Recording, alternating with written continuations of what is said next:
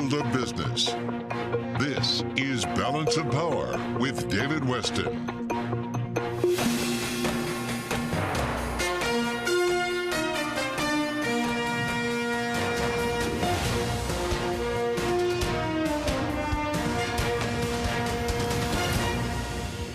From Bloomberg World Headquarters in New York to our TV and radio audiences worldwide, welcome to Balance of Power. I'm Joe Matthew, in for David Weston. We begin with the ongoing search for the shooter in yesterday's subway attack in New York City. Police are now on the hunt for Frank Robert James, a suspect in the case named such today. New York City Mayor Eric Adams weighed in earlier here on Bloomberg.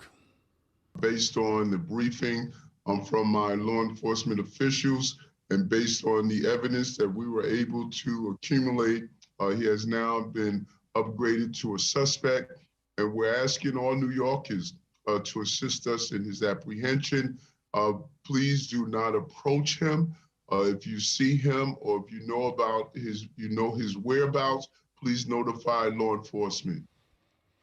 Joining us now, Bloomberg New York Bureau Chief Shelley Banjo, who has helped us spearhead our coverage over the past 24 hours. Shelley, it's great to have you back. Right around 10:20 a.m., just about every cell phone in the newsroom started to blare emergency alert tones as the city sent out a text that said Frank James is wanted in the Brooklyn subway shooting and included a description, a link to his photo. Does this tell us that police are without many leads right now?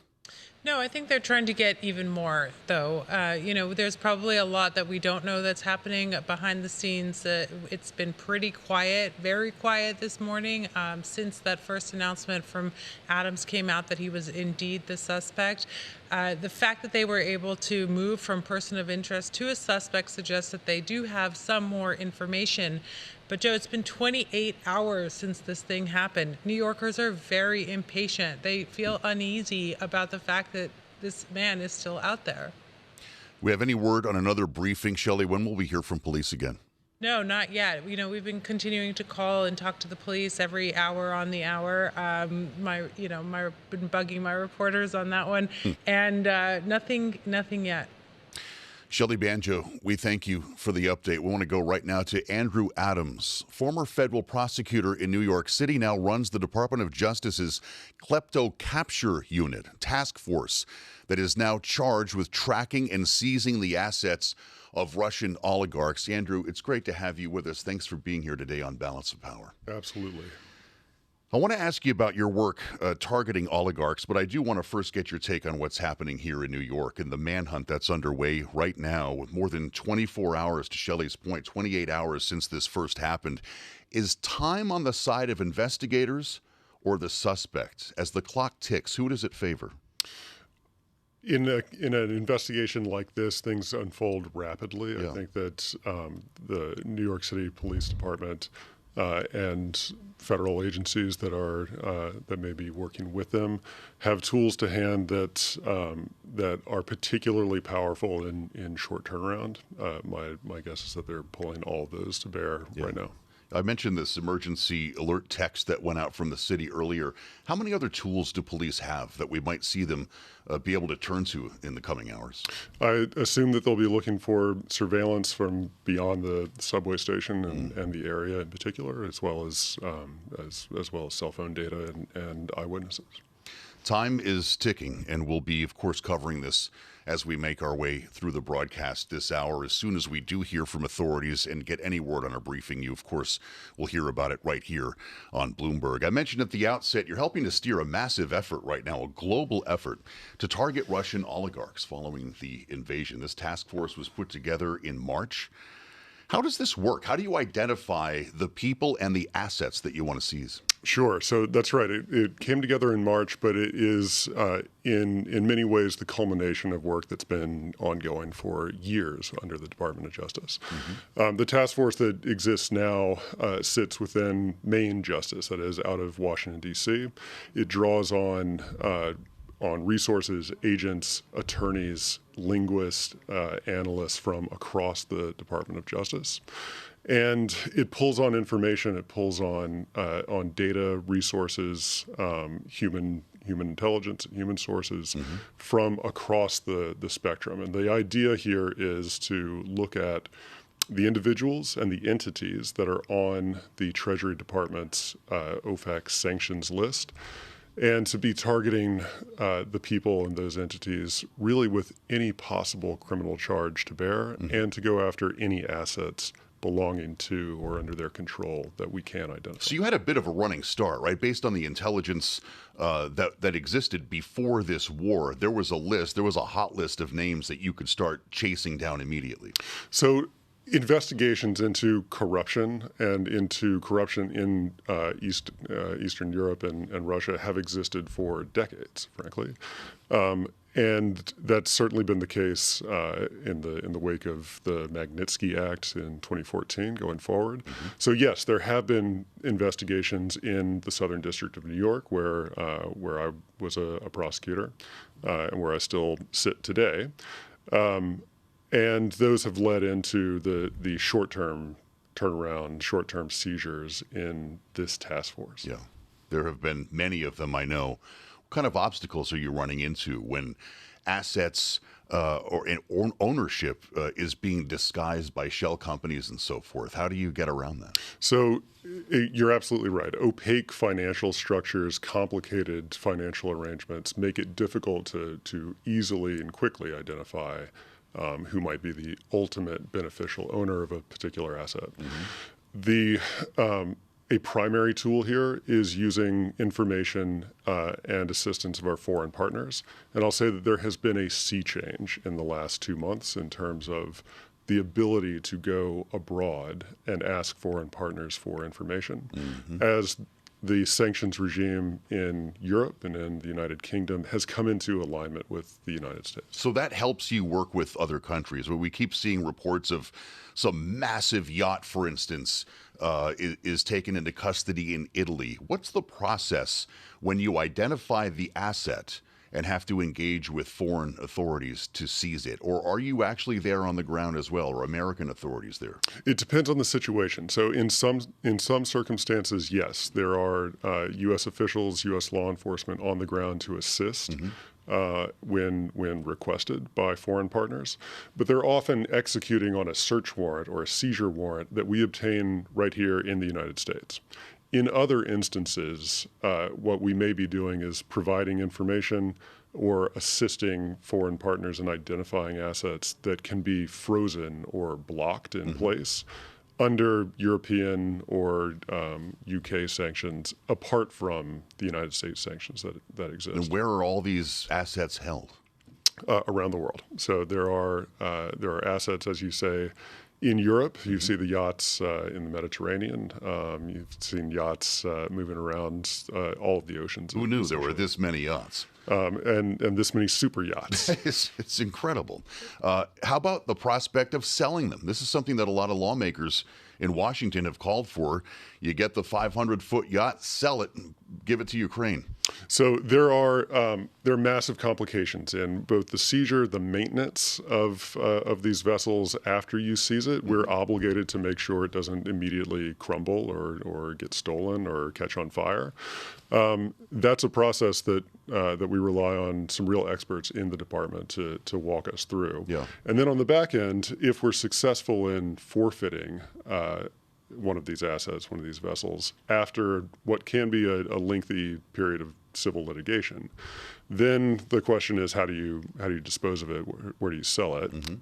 And there are options for that. We'll see what the super yacht market. You're not there yet, it sounds like. Not there yet. That is, as I say, it is a legal process that you have to go through. This is noble work, Andrew, but some have questioned whether any of these wealthy Russians, whether they're actual oligarchs or not, have any influence on Vladimir Putin. Do you have any evidence to suggest otherwise, that in fact they can put pressure on Putin? So there are a couple of ways I think that we should think about the categories of people and entities, again, that are on the OFAC sanctions list. Some of the people are ostentatious, extremely wealthy oligarchs. It may well be that their connection to the Kremlin is generally one of facilitation, financing different projects around the world, financing potentially aspects of propaganda, et cetera. There are other people on the list that go beyond the most ostentatious, most famous people on that list. Yeah. There are people who are closer to the Kremlin in the sense of being politicians in Russia, being connected to the military or the intelligence services that are closer to power in that respect. And then finally, that a major portion of what the sanctions effort is about is really shutting down large portions of the Russian economy that are geared towards towards facilitating this. Can you war find effort. Vladimir Putin's money? It is, as with anybody, I imagine that we have to cut through shell companies after shell company, but it's a possibility, and it's something that we'll be looking at. Great conversation. Thanks for the work you're doing. Andrew Adams with us on Balance of Power. Coming up, we'll talk with former New York City Council Speaker Christine Quinn. This is Balance of Power on Bloomberg TV and radio.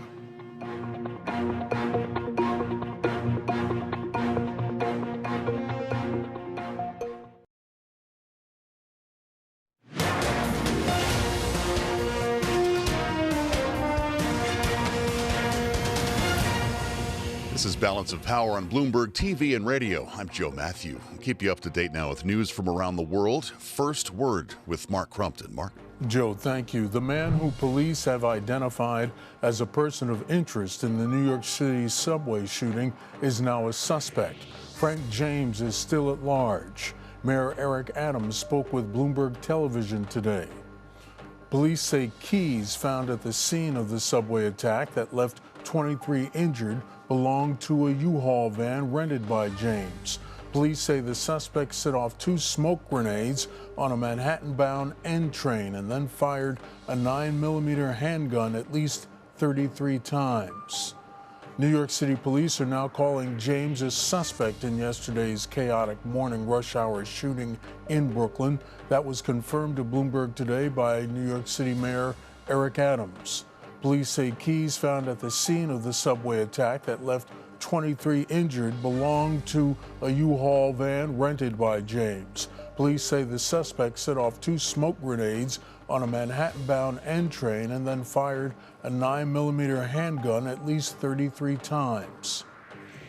There is new evidence indicating that Russia has been violating international human rights law and committing war crimes in Ukraine. A report out today from the Organization for Security and Cooperation in Europe found what it called clear patterns after focusing on the first 5 weeks of the war. Russian President Vladimir Putin denies Russia has committed atrocities and called claims of war crimes in the town of Bucha, quote, fake. In France, President Emmanuel Macron's lead over rival Marine Le Pen is narrowing. That's according to a polling average calculated by Bloomberg, which found Macron leads Le Pen by a margin of 53.2% to 46.8%. That gap had been 8 percentage points earlier in the week. Macron beat Le Pen in the first round of the presidential election. A runoff race is set for April 24th. Texas Agriculture Commissioner Sid Miller is blasting what he calls Governor Greg Abbott's catastrophic crackdown on cross-border trucking. Miller says the heightened vehicle inspections at Texas-Mexico border crossings is strangling commerce and doing nothing to curb undocumented immigrants. Mexican truckers began blockading a key border bridge Monday to protest Governor Abbott's decision to deploy state troopers to conduct inspections. Global news 24 hours a day on air and on Bloomberg Quick Take, powered by more than 2,700 journalists and analysts in over 120 countries. I'm Mark Crumpton. This is Bloomberg. Returning to our top story and the continued search now, the manhunt underway for the suspect in yesterday's mass shooting in a New York City subway car. I want to bring in Christine Quinn, former city council speaker. It's great to have you with us, Madam Speaker. There are great worries, obvious worries now about how this story may impact and slow the reopening of New York and specifically the return to public transit. How concerned are you about empty subway cars this morning? Well, obviously, you have to be worried because what happened yesterday was terrible. It's never happened before in New York, and honestly, it could have been as bad as it was, a lot worse. That said, New Yorkers, given all that we have gone through historically and recently, are incredibly resilient people. And I think you'll see today when we get numbers at whatever point of who rode the subway and the buses, that they were at capacity, normal rates, or very near that. You know, the subway is really our lifeline, it's our backbone. And I think people want to go get on it today to send a message that violence and gun violence will not keep New York down. And I'm also kind of buoyed in that feeling because if you look at yesterday in the film and the video, obviously the first responders did amazing work as they always do, but you saw everyday New Yorkers caring to injured New Yorkers as if they were doctors. You saw everyday New Yorkers helping seniors and disabled people get on the other train that was across the platform that the MTA workers smartly brought in. So that's who New Yorkers are, and I think you'll see that resilience moving forward. It's actually one of the parts of the story that likely hasn't been told enough, Madam Speaker. You're absolutely right about that. The fact that we are not talking about any fatalities is remarkable considering the circumstances. We also know that security cameras were not working in the 36th Street station. This is a massive problem. I wonder if you're concerned that this is a citywide problem. We don't know if it's a citywide problem, and that's exactly the right question for you to ask, for me to ask, for New Yorkers to ask. The MTA put out some numbers today that said those were the only cameras out in the whole system. That seems hard to believe. You know what I mean? It just seems hard to believe in such a vast system. You are always going to have some out, whether we like to admit it or not. But they need to be as few as possible. The repair time needs to be as quick as possible.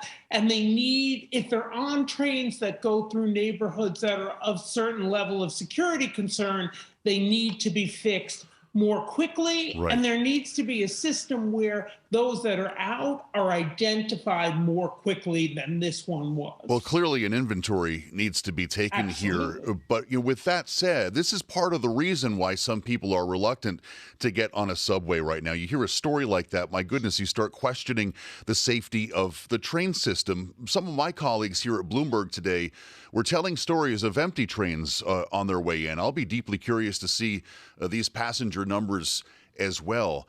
But that inventory is something that could, in fact, help to restore confidence, right? If the city made an announcement that said we went through every station, how quickly does that need to happen? Oh, I think the inventory needs to happen immediately, and we need to continue to make that inventory public on the MTA's website, very transparent. Because if you can't access info quickly, you start putting two and two together about why it's not there and come up with stories that aren't true but are frightening. I want to remind New Yorkers there's tremendous redundancy in cameras in the city. So those cameras may have been out. But when the perpetrator went, as they say, topside, out of the train, there were cameras all over the place, which got images of him and got some very, very good images. I'm not saying we shouldn't fix those. We should, but New Yorkers should rest easy in how vast that camera network is across our city and also across the country. You know, you can't get on an airplane with a bottle of water, for crying out loud. You can't go into the House of Representatives in Washington without passing through a metal detector. Anyone can take anything they want at the moment onto a subway train. Is it time to consider, at great expense, I'm sure, metal detectors in subway stations?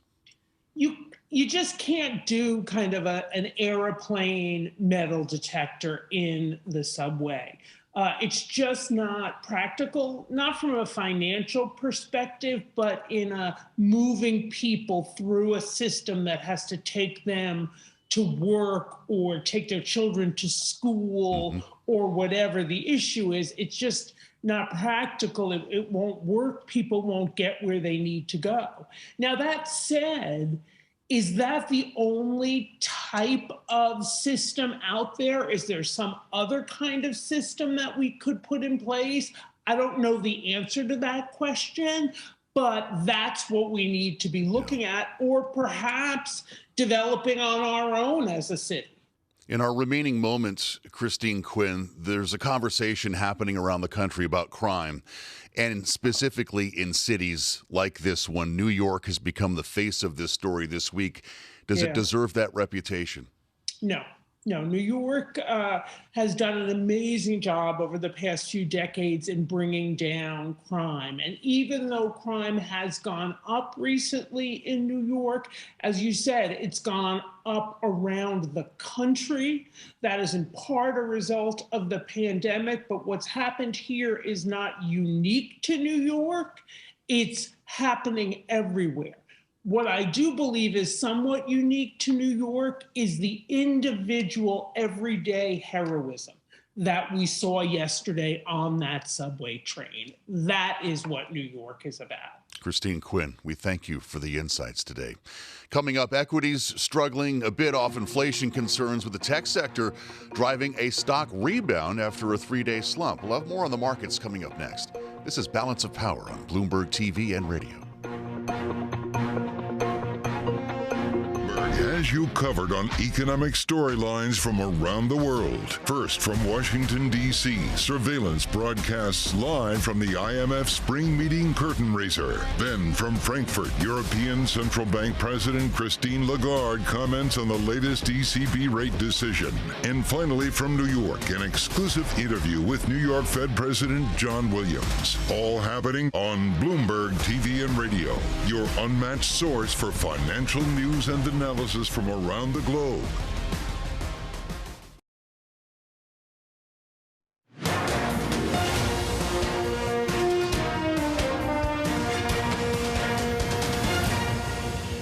This is Balance of Power on Bloomberg TV and radio. I'm Joe Matthew. Stocks looking to buck a 3-day losing streak here, with the NASDAQ leading the way so far. We want to get to Bloomberg's Kriti Gupta for more on all of this. Some mixed earnings today, another tough reading on inflation. How's it stacking up in the market? Some mixed earnings. It kind of seems all really a function of what's going on in the bond market. If you actually see the S&P 500 up, you see the NASDAQ 100 really outperforming. So once again, this is clearly tech driving the market higher.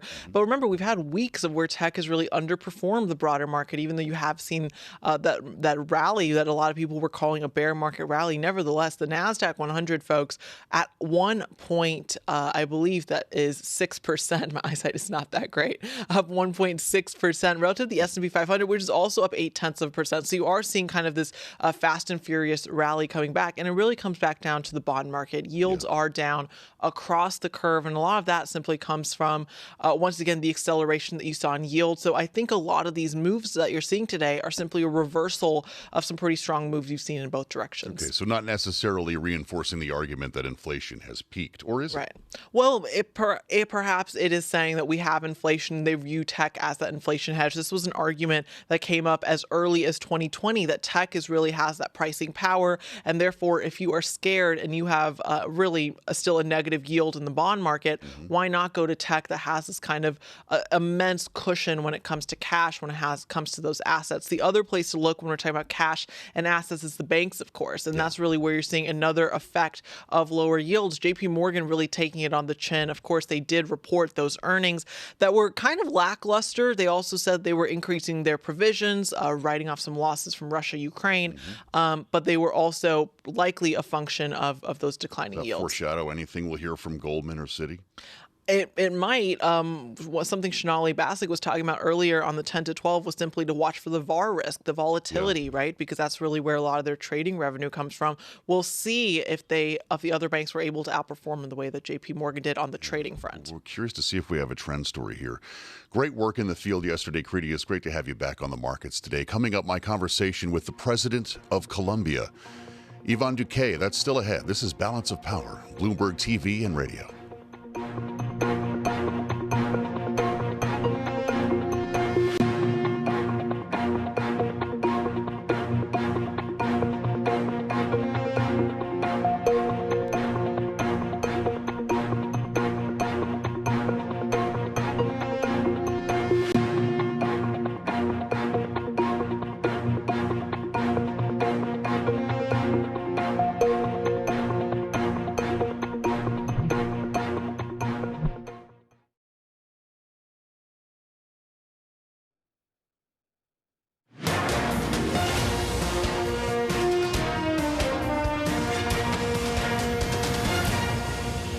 This is Balance of Power on Bloomberg TV and radio. I'm Joe Matthew in for David Weston. Let's get an update on the search for Frank James, who, of course, New York City Mayor Eric Adams called a suspect in yesterday's mass shooting. This story has evolved a bit over the past few hours. Bloomberg's Laura Namias has some reaction and the latest on this manhunt that's underway here. Laura, we've been talking about it for the better part of 24 hours, 28 hours since the story first broke here. We know this is a massive effort, but where is it happening?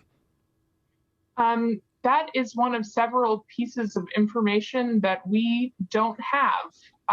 We haven't been given details by either the mayor's office or the NYPD about where the search for the suspect in this case is taking place, what the parameters are of the manhunt.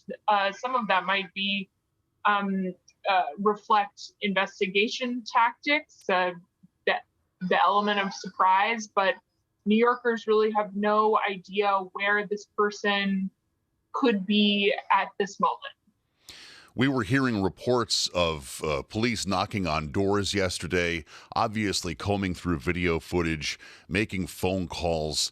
Is that type of activity now coming to a close? We'd be hearing about that if they were walking into apartment buildings and banging on doors. This could become more of a virtual manhunt, right, as they try to trace him online.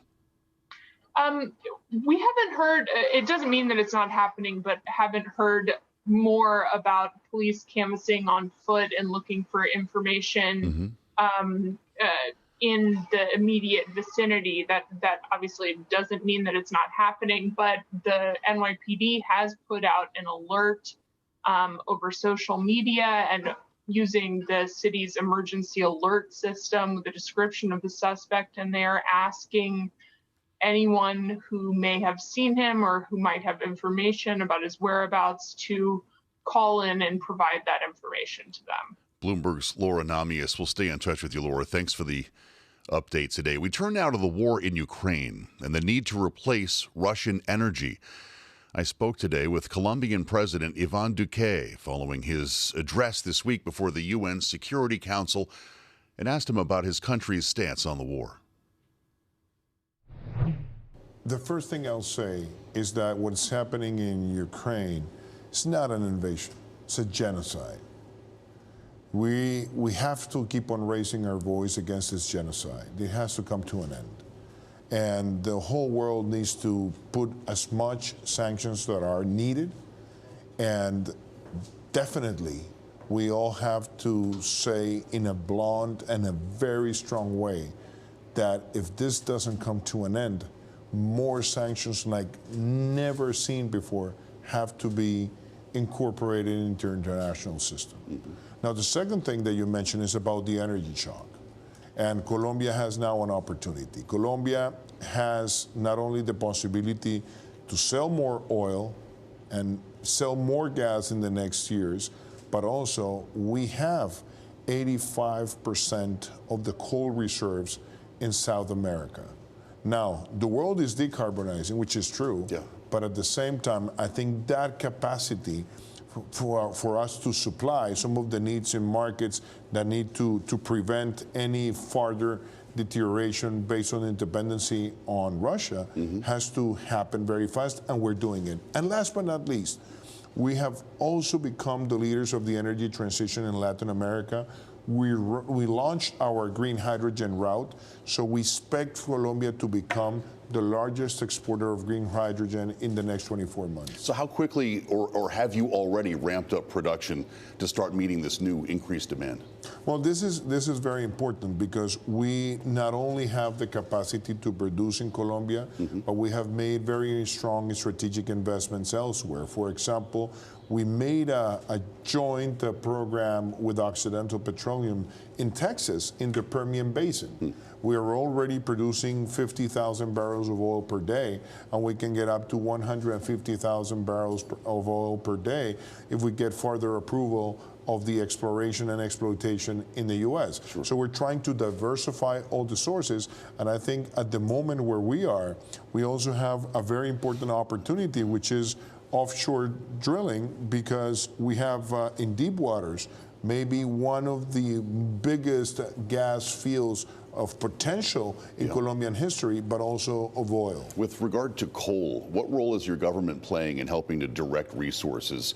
I know Colombian coal is produced by companies like Glencore, Drummond. Is it up to them in the end where and how they sell it? Well, that's a good question because, for example, the thermal coal that we produce, we don't use that much of the thermal coal to produce energy in Colombia, but we do export it. Yeah. Colombia represents, roughly speaking, almost 85% of the U.S. coal imports, but Colombia is also selling coal to other places around the world. At this moment, most of the production of 2022 has already been sold. Okay. And maybe most of the potential of 2023 has already been sold.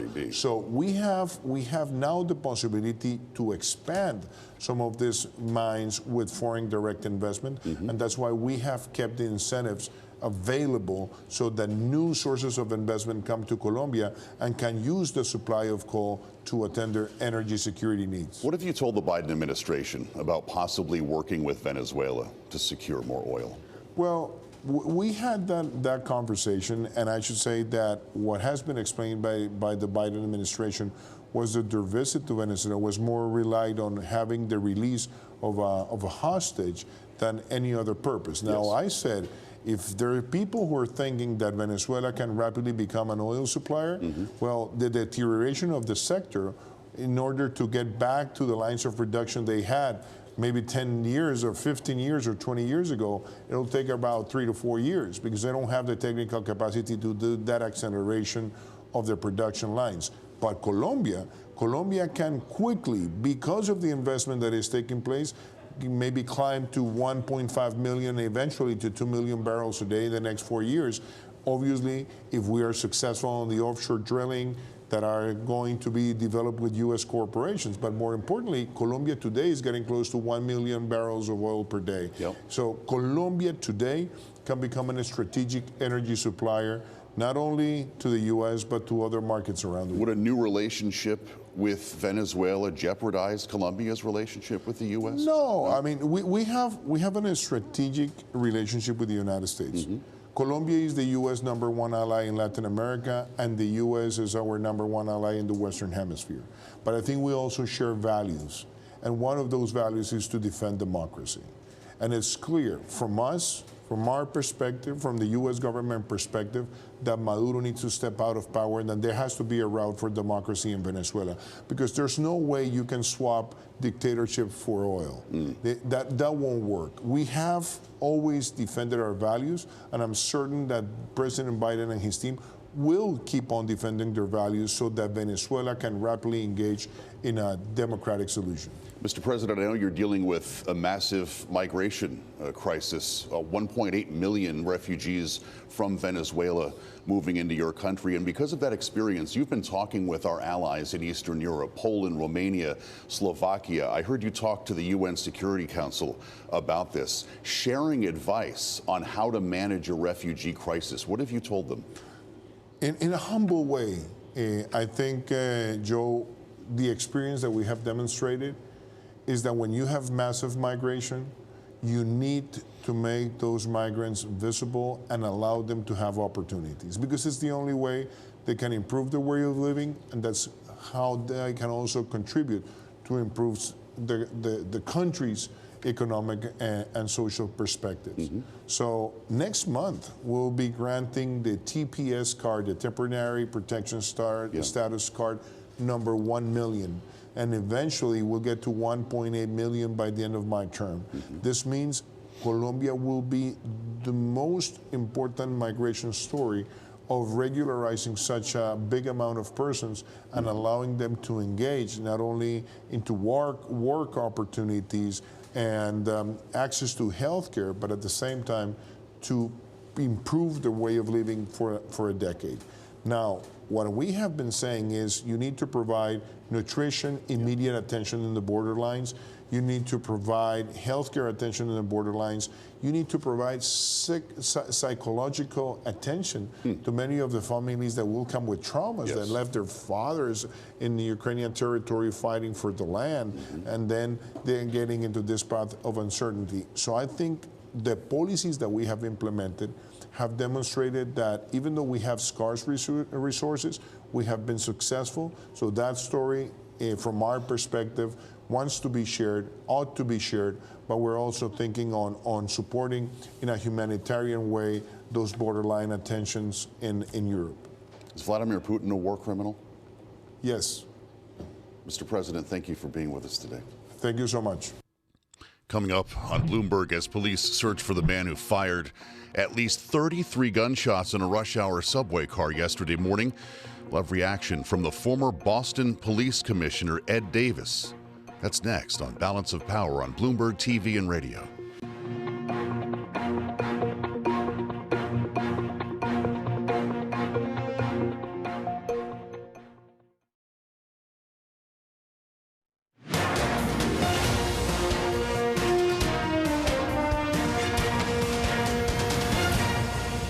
This is Balance of Power on Bloomberg TV and Radio. I'm Joe Matthew, now keeping you up to date with news from around the world. We go to Mark Crumpton with First Word. Mark? Joe, thank you. The New York City Police Department says Tuesday morning's rush hour attack at a Brooklyn subway station marks the 41st mass shooting in the city since the beginning of the COVID-19 pandemic. Incidents of such magnitude aren't common on New York's subway system, but the latest incident has heightened anxiety at a time when Mayor Eric Adams, a 20-plus year veteran of the NYPD, is trying to combat an uptick in crime and bring New Yorkers back into offices, subways, restaurants, bars, and theaters.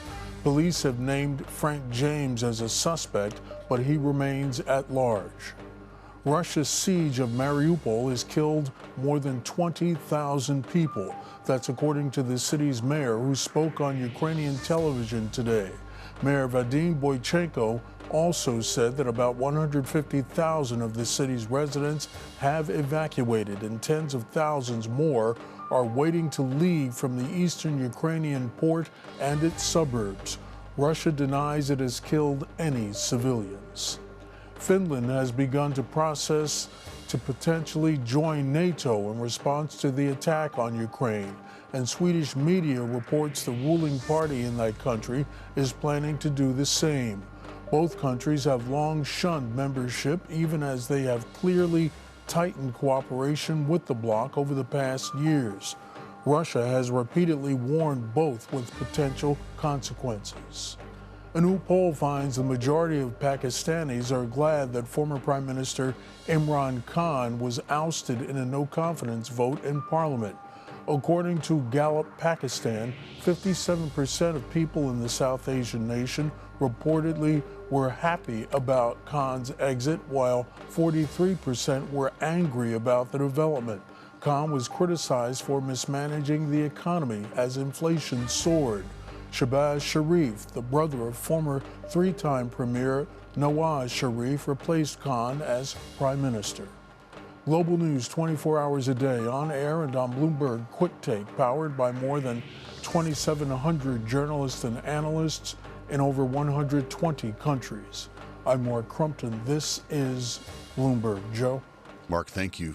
As police in New York City search for the man responsible for yesterday's subway shooting, they're facing many questions about what went wrong. Joining us right now is former Boston Police Commissioner Ed Davis, who was running that department when the Boston Marathon bombings happened, went through the manhunt and the aftermath. Commissioner, it's great to see you again. Thanks for being with us. Your manhunt that followed the marathon bombings, I believe, lasted 4 days. You have a very good sense of what this department is going through right now. What are these officers experiencing? I do, Joe. Thank you. It's a terrible time for a police department facing this kind of a challenge. They have some of the greatest people in the country there. I know they're doing everything that can be done, but you can't underestimate or understate the urgency of a manhunt like this. You have a man that has shot a number of people, injured 5 shot, 13 injured. He's willing to use weapons to hurt people. And the key issue here is getting him before he's able to do that again. So there are technical investigations going on. There are, sort of the old-fashioned shoe leather type of investigations going on. Yeah. They're doing everything they can do to track this guy down. I actually thought of you this morning, Ed Davis, when this man, Frank James, was declared a suspect, and police went further to send out an emergency text to cell phones in the city and also get on social media with not just his name, but also a link to a photo, a description, and so forth. It reminded me of the night that you decided to put out photos of the marathon bombing suspects that effectively drew them out. It was only hours later that they shot and killed MIT police officer Sean Collier and started what was, of course, a very violent night. How much of a risk is there in releasing a photo and a name and information like this? There's a risk in everything you do in an investigation like this. Those individuals, which was basically our worst fear, they were planning follow-on attacks. They built new bombs. They armed themselves with weapons. They assassinated a police officer.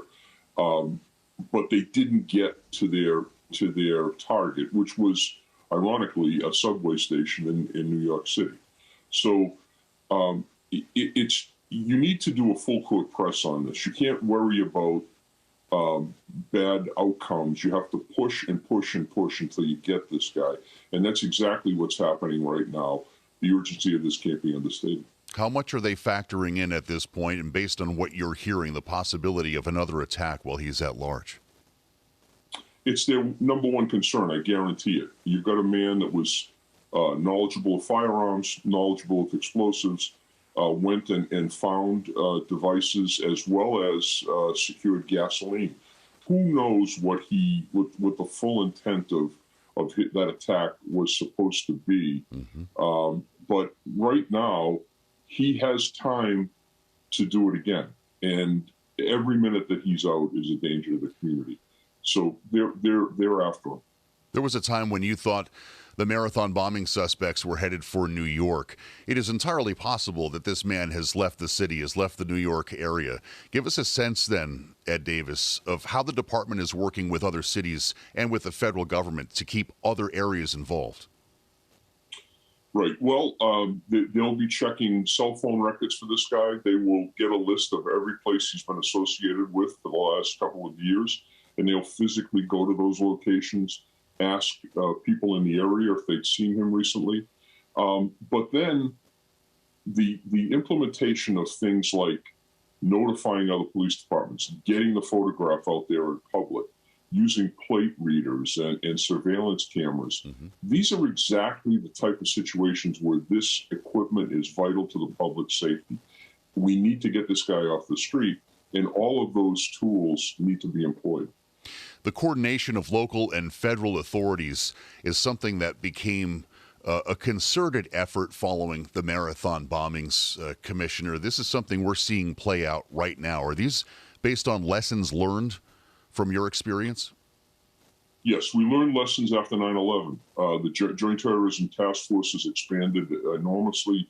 We participated in those. It put state, local, and federal resources in the same room to talk about cases like this. And even though this isn't a terrorism case, those resources are being utilized right now to track this guy down, as well as the violent fugitive arrest squads that Boston has and that New York City has. These guys are really good. These men and women are really good at what they do, and I'm sure they're going to get their hands on this guy soon. A voice of experience, former Boston Police Commissioner Ed Davis. Ed, thank you for being with us. Coming up, we'll have more on the reaction to yesterday's shooting with our political contributor Rick Davis. This is Balance of Power on Bloomberg TV and radio.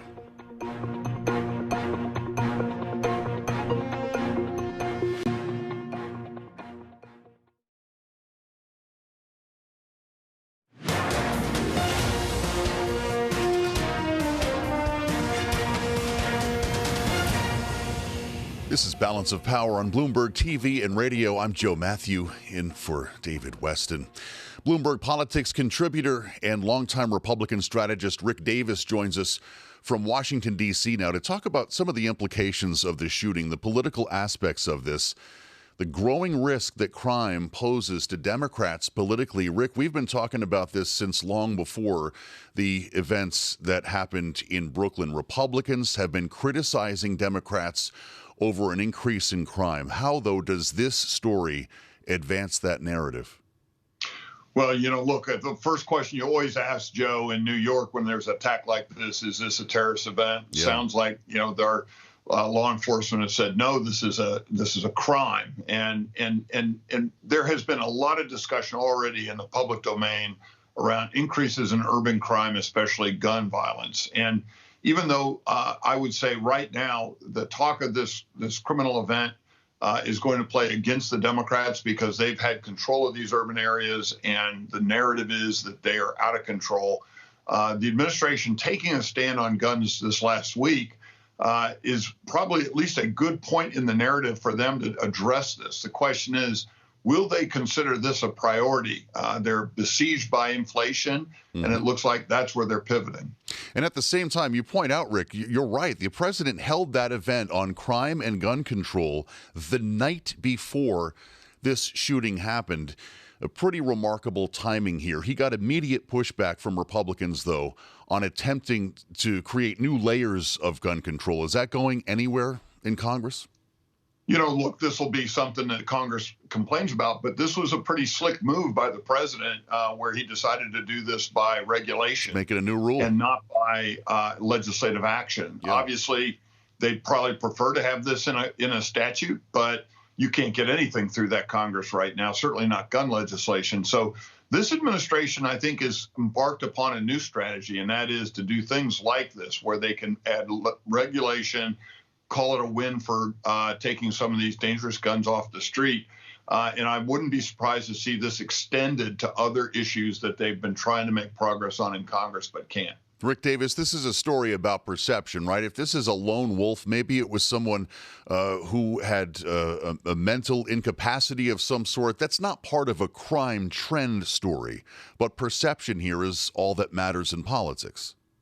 Yeah, look, if people feel unsafe, whether it's in a subway or in their homes or their offices, it's gonna help influence their outlook on politics. And right now, I would say that is the narrative that most Democrats are fearful of, is that people, especially their suburban voters, are going to worry that Democrats have been soft on crime, that they've allowed this hug a thug kind of attitude to permeate within their party, and Republicans always get the benefit of being tough on crime. Hug a thug. Is there a risk, though, for Republicans to be a little too brash at this point in time while the investigation is underway, Rick? No, I think that Republicans are going to lean on this because I think it's already a narrative in the public mind, right? Yeah. This is just another example of out of control crime spree in an urban area that creates a lot of insecurity. And so I think Republicans will actually run into this breach. I'm a little surprised that the president and other members of Congress haven't actually joined them in this. Well, stay tuned for more. Rick Davis, Bloomberg political contributor, we thank you. This is Balance of Power. I'm Joe Matthew. This is Bloomberg.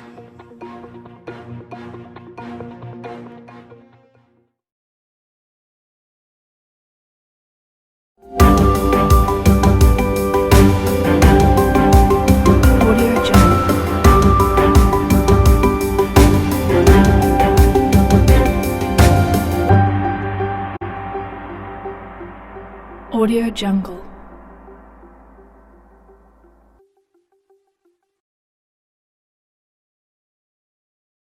Audio Jungle.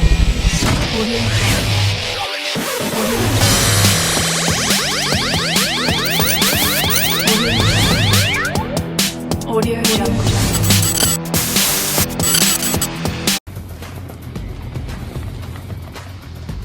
The top team in the ACC comes to Lynchburg. Hey there, friends. Welcome to Camp Ice Field at Liberty Softball Stadium, where today the Liberty Flames host the Virginia Tech Hokies in what is expected to be a terrific match. Work ahead. She has walked away from the walks here recently, and one of these things she just continues to bear down. Well, Fagan will cash in a hit early. A line drive shot to right field. Roop will throw it to Machado, and then so you just got to settle down and come back and do your job. There's ball 4. Trouble in the waters early.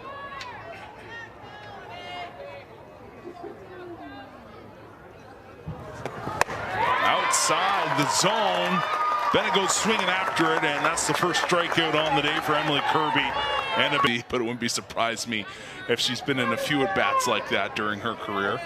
She certainly looks like a battler up there. This is hit to center field. It will drop in. Mary Claire Wilson gets to it quickly, will hold the runner at third. Bases loaded for the Hokies. Now trying to limit the damage. Bases loaded again. 1 out. This is hit towards the gap. Caneto! Just a little short. 2 runs will score. And Meredith Slaw continues to produce for the Hokies. She's a batter. You just swing at that, but just got the barrel of a bat down there. No batting. Caneto made a great attempt. Just could not quite get there.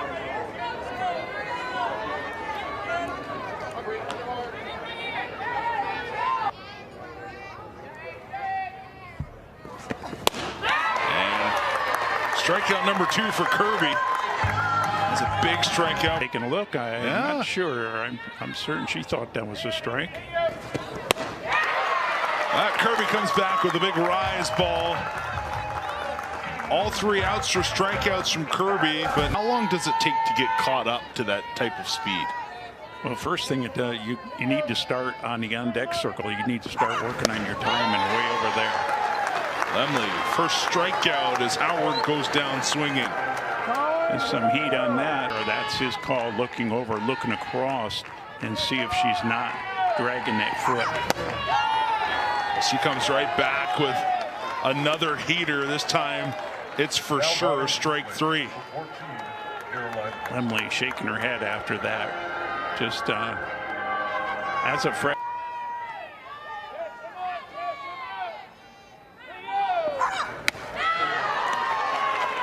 There's ball 4.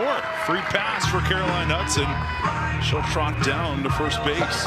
Real tension here.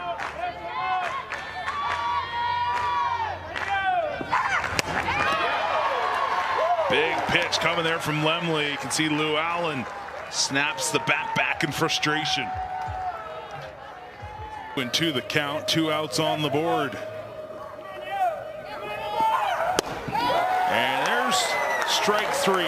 3 strikeouts for Emma Lemley. Pitcher had 3 strikeouts in their first inning here. It's going to be interesting. Well, this driven to right field. Rachel Roop underneath it. And a quick first out here for the Flames. And for Kirby, that'll make.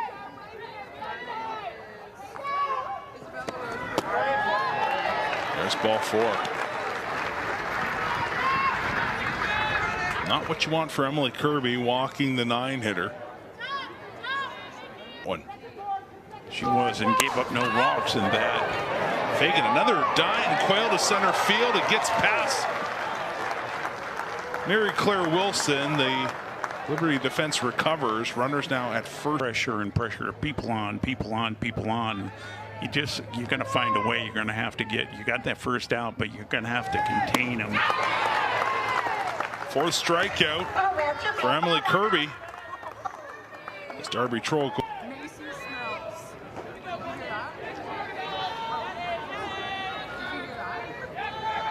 Trying to get out of the top of the 2nd.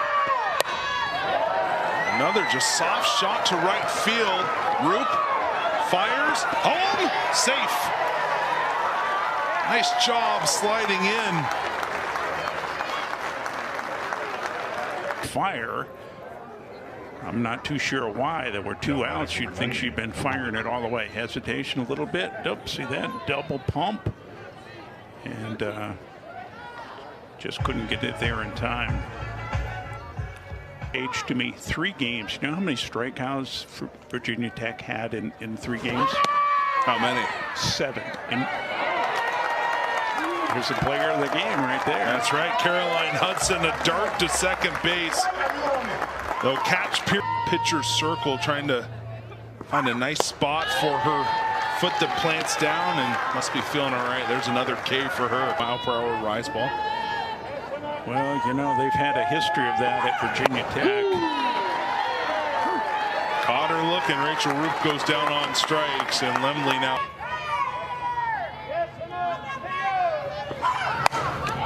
This hit to short, throw to first, in time for out number 3. 3 up, 3 down for the Flames. Out, gonna be a very exciting finish to the year. Ritter with a 5-6 hole. A leadoff single for the Hokies. I think even today, you look out here in the ballpark, the amount of youngsters that are out just mixing it, come in and out.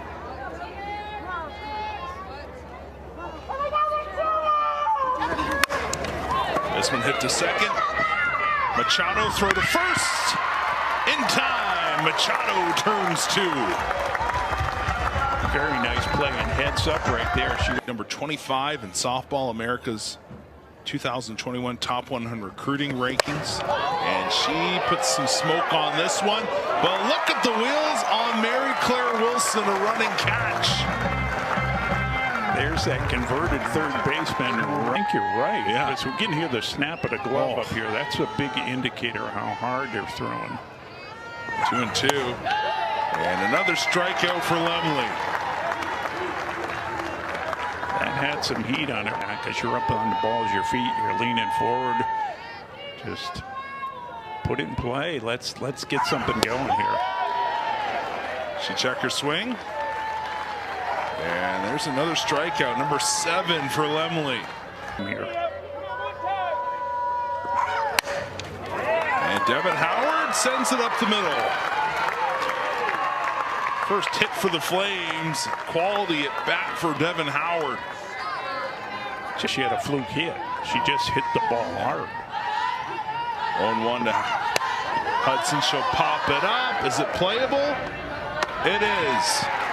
Taken in by Lauder for the 3rd out, and the Hokies remain out in front 3-0. Kirby leading off with a strike.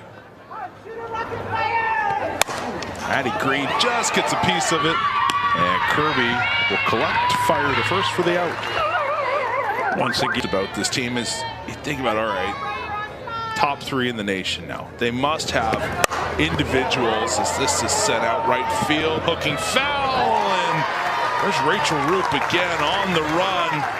Gets the catch. That's a lot of ground. Lauder, hard shot. Howard on the backhand. Throw to first. It's good. A quick 3 outs for LU Casey Machado. He's going to play them twice this year. Yeah. Normally, people get to the point where they only play people once on non-conference play.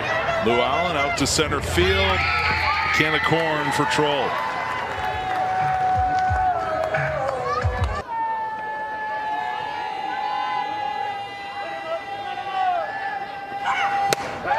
And strike 3 it is. Number 8 for Lemley. Belongs to Devin Howard. See if Canetto can collect another. She chops that back lightly. Lemley the throw. Out number 3. Cameron Riley Keeney now in the circle for the Flames. First pitch grounder.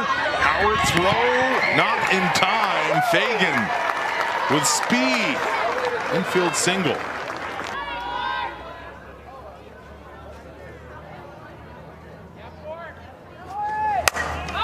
This driven towards the gap. Canetto there. A lot of airtime under that ball. To our lineup, and Liberty hitters doing a good job. Throw down to second is good.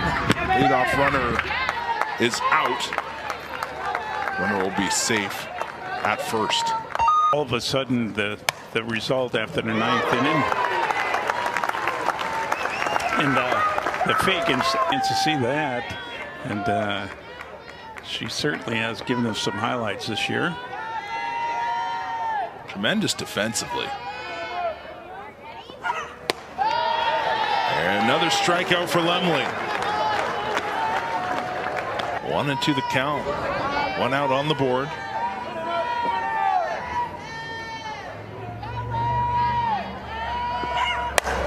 Mary Claire will slap this towards the gap, but a great run and catch by Troll. And there's a slap.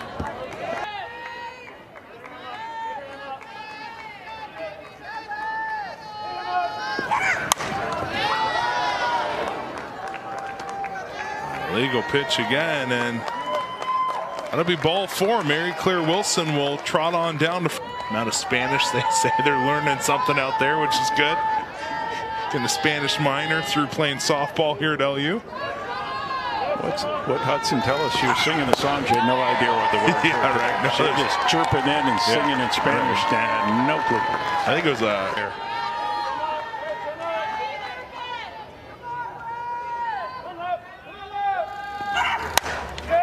And Soto will drive this into the gap. It's going to go back to the wall. Mary Claire Wilson rounding third.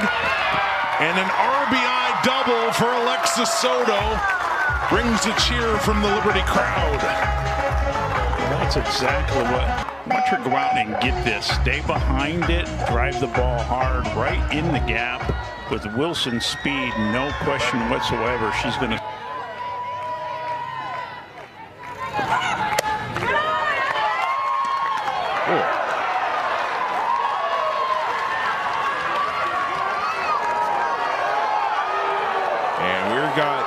Home runs that set her off on this trajectory she's on now. You're right. That was a launching pad for her. And a big strikeout. A legal pitch again.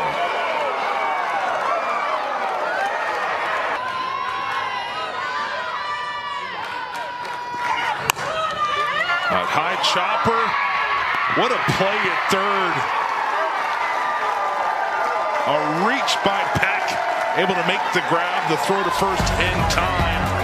Liberty. Umpires are in a small world. They talk. Hot shot to second. Machado will take it with ease for out number 1. So umpires do talk, and it does follow you. We've seen snow here during a game. We've seen a lovely week, and then the weekend, the cool down comes. But finally, we have a game where that is gone. 8 home runs on the season for the freshman. Bree Peck sends it out over the left field wall. She went down to get that pitch. That ball was down and in on her, but just great bat speed. Got the head of the bat through, and she drives it. Watch this. Down there, in, gone all the way. Line drive, home run. Right out in the net out there in left field. I was just going to say before that pitch, but baseball also traveling to Lynchburg today. Hokies ranked number 21 in the nation in baseball. And there's ball 4. So I guess that means a lot of Hokies on campus here. That's right. Just had on. You're gonna send her. Oh yeah. Yep. I am. It's a team 47 for 54 when it comes to stolen bases. Throw down to second. She's safe. Well, great. You called that one right. Yeah. Next pitch, she went right to second. To mine.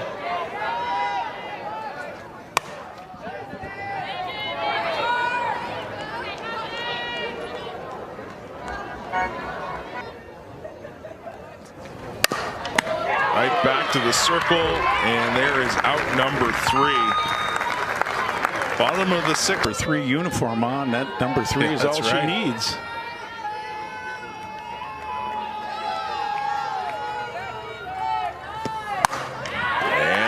Lou Allen will drive this through the 5-6 hole. A lead-off single for the Flames. Lou Allen, nice at bat here in the 6th inning. Goes down, double play ball, the throw to first. It's good. Big defensive play for the...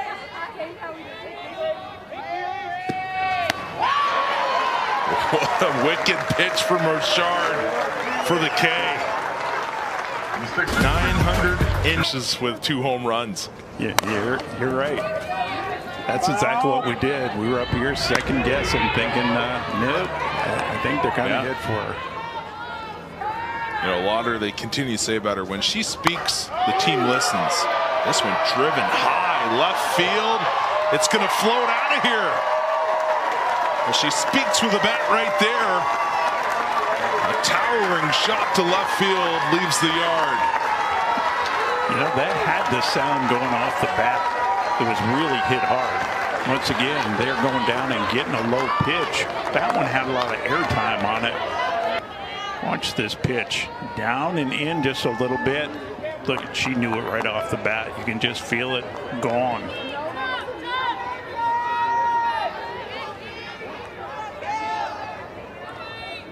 Two home runs on the day for the Hokies. Another hot shot to center field. And Fagan off the top of the wall. Back-to-back solo shots in the top of the 7th for Virginia Tech. That was a bullet. Hit the top of the wall out there. Right out of here. Just back-to-back home runs. They're back-to-back pitches here. Right off the top of the white out there. Popping out. She was talking about just the abuse that finger takes throughout the season. Danae Griffin, throw to first. Not in time. Showing off the speed, Darby Troll. The ace on. Yep. If you do that, you're going on. Sky out to center field. And over the wall, 2-run shot for Kelsey Bennett as she fought through that at bat. Well, they continue to step up and swing the bat and hit the long ball right here. 3 and 1 inning. We don't see play. You can live with that, but she's even hit a home run tonight. Could this be another? No, off the wall. Ritter, stand-up double. Grace Chavez, the pinch hitter. She'll hit a chopper to short. Throw to first is good for the first out. Just what the...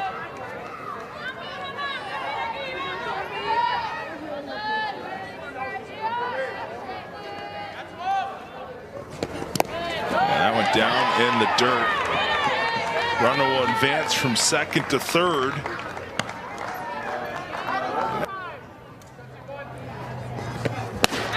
Strike 3 for Emily Kirby.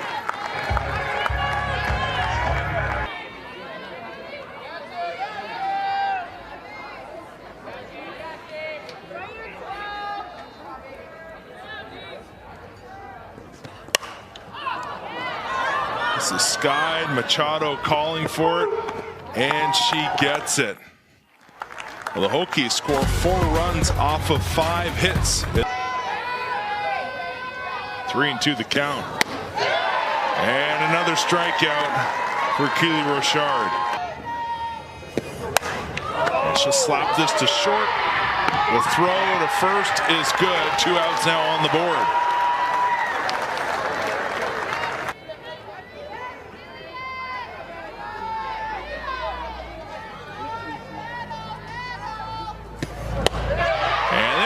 Strike 3, strikeout number 1,000 in the career of Keely Rochard.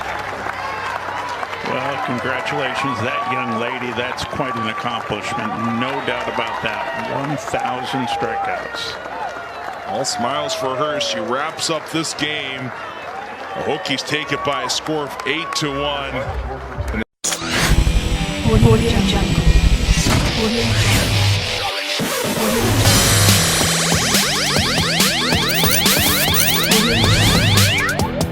Audio Jungle.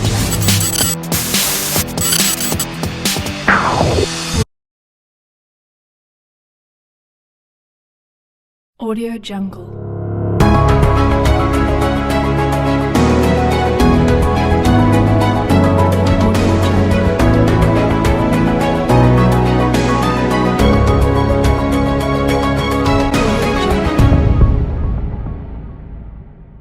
It is the Riot Podcast, the Wednesday edition.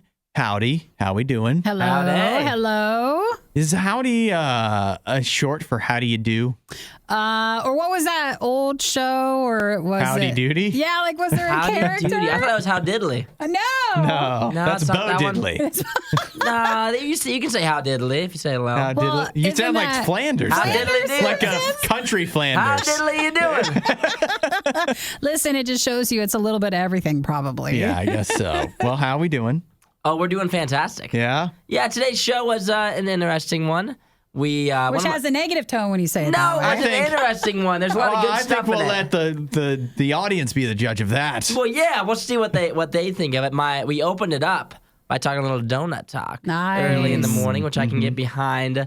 I haven't had a donut in a while now, but we talked about Krispy Kreme is changing some of the pricing up. Donut deal. Yeah, a little donut deal. But we haven't done donuts on here in a while. Yeah, or do you want us you hinting? to? I mean, on Friday we're doing this ice cream after show. If not, we had talked about like Easter donuts on Friday. Maybe on Monday. Yeah, Sure. They'll be on discount, and we should do something then. What is your opinion on the ice cream, Isaiah? Do you think any of them have any chance of actually being something you would want a second spoonful of? Well, you need to explain. These are the Walmart flavors from the New York company that are like, there's a hot, I only remember a few. Yeah. That's what I was thinking. I was trying to look up the ice creams. There's hot honey, Yeah. mac and cheese, pizza. Yeah. Oh, that one too. The Planet Earth one, which is praline and matcha green tea. Oh, that's trash. Gonna be trash. Bourbon Cherry Jubilee. That one sounds good. Royal Wedding Cake. That one sounds good. And Blueberry. Blueberry, right. Yeah, blueberry angel like angel food cake or shortcake or something like that. Okay. Blueberry. That Is one. That's that the one one's you mine. think? Yep. But do you really think you're going to like it, though? I think I'm going to like that one, yeah. I think that one and the Cherry Jubilee has some good potential. Do I think I'll like it enough to like buy it on my own? No. Well, it's expensive. So I think it's like enough to where I'll like it. I don't think I'm liking it. You're not going to even just Why like are it? you so down You're not on even it going to before you enjoy try it? well, have you guys read the reviews? No, I'm the trying to. reviews are not good. I'm trying to stay out of it. Listen, the Walmart, whatever their partnership with ice creams, when the Little Debbie Christmas ice cream came out, that was so good that I just saw so good. this future of all these great ice Yeah, creams. right. And then when the the collab with like the Swiss cake roll and all those were terrible. They were hard to find and not good. Hard to find and just bad tasting. So we're skittish. We're just a little nervous that this is just going to be another failed ice cream collab. But we'll find out. Yeah, we also talked about we talked ice cream in the show, a little bit of Baskin Robbins, some of their new flavors, as well as a little like rebrand type deal. And I haven't had I've had Baskin Robbins once. Yeah. My entire life. It was years ago, and I couldn't tell you anything about it. Well, now they want you to try again. Is it Yeah. good? Is it good ice cream? Would I you think rate they it? had okay ice cream. I mean, what is bad ice cream? You were just talking about it. Well, Walmart yeah, ice cream. but I mean that's crazy flavors. You get just a standard like peanut butter chocolate or cookie dough. How can you mess Mint that chocolate up? chip, you know? Right? How can you mess that up? I think it depends on your style because, like, we have a lot of more local creameries in our area. So it's nicer when it's like a real soft, like gourmet sort of ice cream. Yeah. Compared to sometimes the places you stop off and maybe get gas as well. Some of that ice cream can just be, I don't know, just not as, you can tell maybe the ingredients are not as nice. Sure. But it's still so good. ice cream. So good Yeah. stuff. Yeah, we also talked about how Hudson is on his way to being team tatted. Hey. What is that hand sign? What are you talking about? That's the tattoo Are you doing gun. finger guns?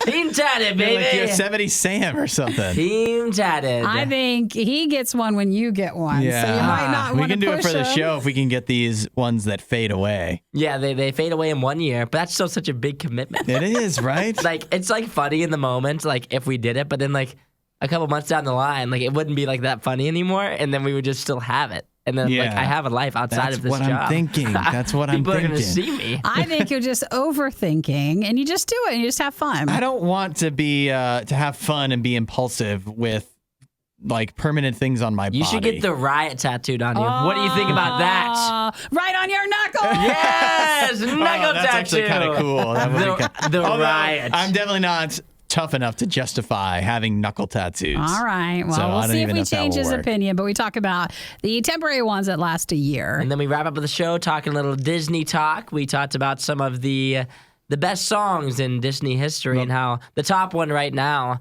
it's just not the top. Like, it's not actually the top one. Overrated, but still, that's still a good song. I actually do enjoy it, but the real important thing about that is you're going to hear a lot of Isaiah and I singing. I don't know if Isaiah's ever sang on the show. Have you? I haven't blessed people with that, no. Not but until I have today. Yeah. Well, it's something to stay around for. Is it good for Easter week? Is that why? It is. A little extra blessing for you. It's a special week, so you get special songs. Well, it was a fun show. It was. Enjoy it, hopefully.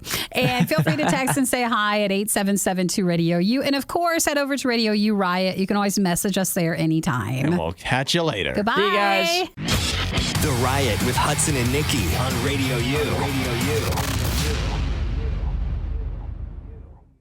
Are you ready for a little donut deflation? Yes. Oh, no. What? Is it shrinking? No, it's actually good. It should be good news. Okay, so it's inflation or No, what? it's deflation. Deflation, okay. All right, you know how gas prices, they're going, I mean, actually the last few days have been going down, but generally gas prices are super high, right? Let's just say even if they go down, they're still high.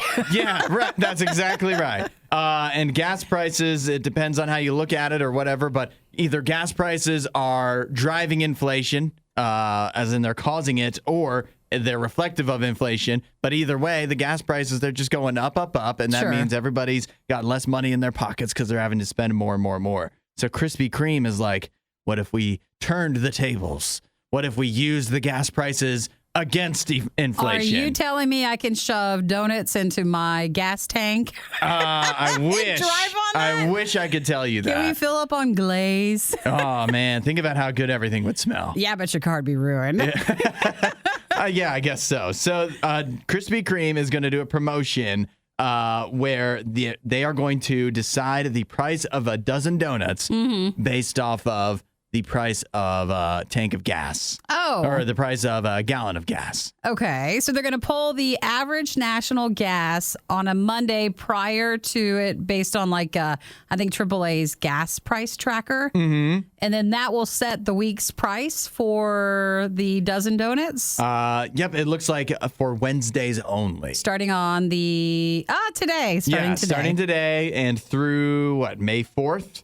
You will be able to get what should be a discounted, unless gas prices really skyrocket, you'll get a discounted dozen of donuts from Krispy Kreme. If you go in on a Wednesday, you'll just pay whatever the average price for a gallon of gas is across the country. Except Times Square locations. Yeah, they're not doing it there. They don't do anything there. Just in case.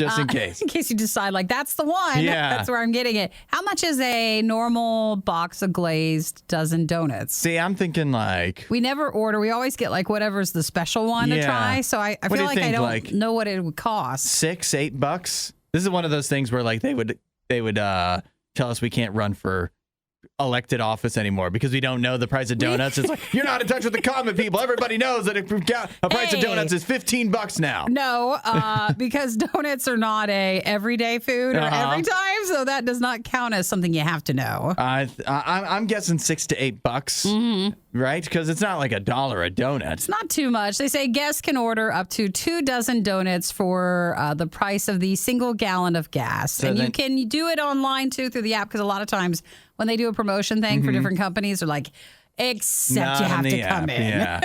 So what is it? So this will be probably about $4-ish, right? I don't know what the average is today. I'm not sure. I'm guessing around $4. So there you go. A little bit of a discount, although I find it somewhat hard to get too excited about this because Krispy Kreme will literally just throw free donuts at you. I know this actually seems like more expensive. Right. It feels like they're actually ripping you off, kind of. It's And like, what about your free donut thing? If you're stressed about inflation, shrinkflation, all that stuff, remember they tell us you're not supposed to eat your feelings. And then here we are going to get a dozen donuts. Yeah. Unless you make the dozen donuts last the whole week. It's not a healthy way to deal with that, either physically or emotionally. There's no fresh by date because it was spoiled when they made it. Worst of the Riot, Radio U. For Stranger Things Season 4. So it's the split approach for Memorial Day. And then the rest is in July. Yep. And they had the new trailer yesterday. The new trailer dropped yesterday, and I went through it. And I'll tell you, was I ready for Stranger Things 4? I don't know. Was I ready at one point, and then at some point it took so long that I got unready? Yeah. Or I don't know. I don't know how to put it, but I watched the trailer yesterday, and I just feel like my excitement had dropped a lot because, again, just so long between seasons. Sure. I don't even remember what happened in the last one totally. It is hard. Like, I feel like I'll get excited when you're ready to watch it. But even Hudson and I off air were like, I don't think I remember. Yeah. I think it was the mall, and they sang the never-ending story, and there's the ice cream you remember shop. enough. I think I remember it enough. And then, so all that said, then I watched the trailer, and man, the trailer's pretty darn cool. Now you're ready? Man, now I feel like I guess I already felt, because again, taking too long, but now I can't feel like May 27th can't come soon enough. Do you think that Stranger Things, the distance between its seasons, is that maybe outside of like maybe Game of Thrones? Is that the longest time in between a show? Or it's what up other there for show like, is longer than that? Yeah, for the style of show that it is, and for like the audience that it goes for, especially, that's what's odd about it, you know? Like most shows, especially when Stranger Things came out, it was targeted at it was for adults, but very much like you had to be in the right age range for it. You felt like kind of a little older than the characters to be the target. And so that target age just keeps getting older along with the characters. But I don't know. You know what I mean? Like, it still feels like it's targeted at a specific age range, less at a wider group of people. And so that's why I feel like it's weird that they've just taken so long between seasons, even as the people age out of the demographic that the show is for. Yeah, sure. But all that said, You're still excited? Yeah, it feels like it's worth the wait is a strong word, because again, it's taken forever. And I say this every time. On since 2019. Every time we get close to it, I'm always like, yeah, I'll go through and I'll watch the other seasons. I'll get, excited again. We'll get all ready to go. I never do, but it'll be fine. There's no chance. I hope that Netflix is smart enough, because if not, somebody else on YouTube will be, to put out like, here's what happened in the previous 3 seasons of Stranger Things. And Nikki, did you see this too? So they're splitting up season 4 for May 27th and then July 1st. And then there's a whole nother season still coming. Like 5 years from now, probably. I know. Don't even worry about that. We'll never be done with it, even though we know when it's supposed to end. Sometimes you're supposed to be in the moment. Yeah. It's like, just be in the moment of this one and don't worry about Stranger Things 5. I can't start thinking about Stranger Things 5 because who knows when it will happen. We would say rate and review the podcast. But let's be honest, that would probably hurt more than help. The Worst of the Riot podcast. Get a load of this, you guys.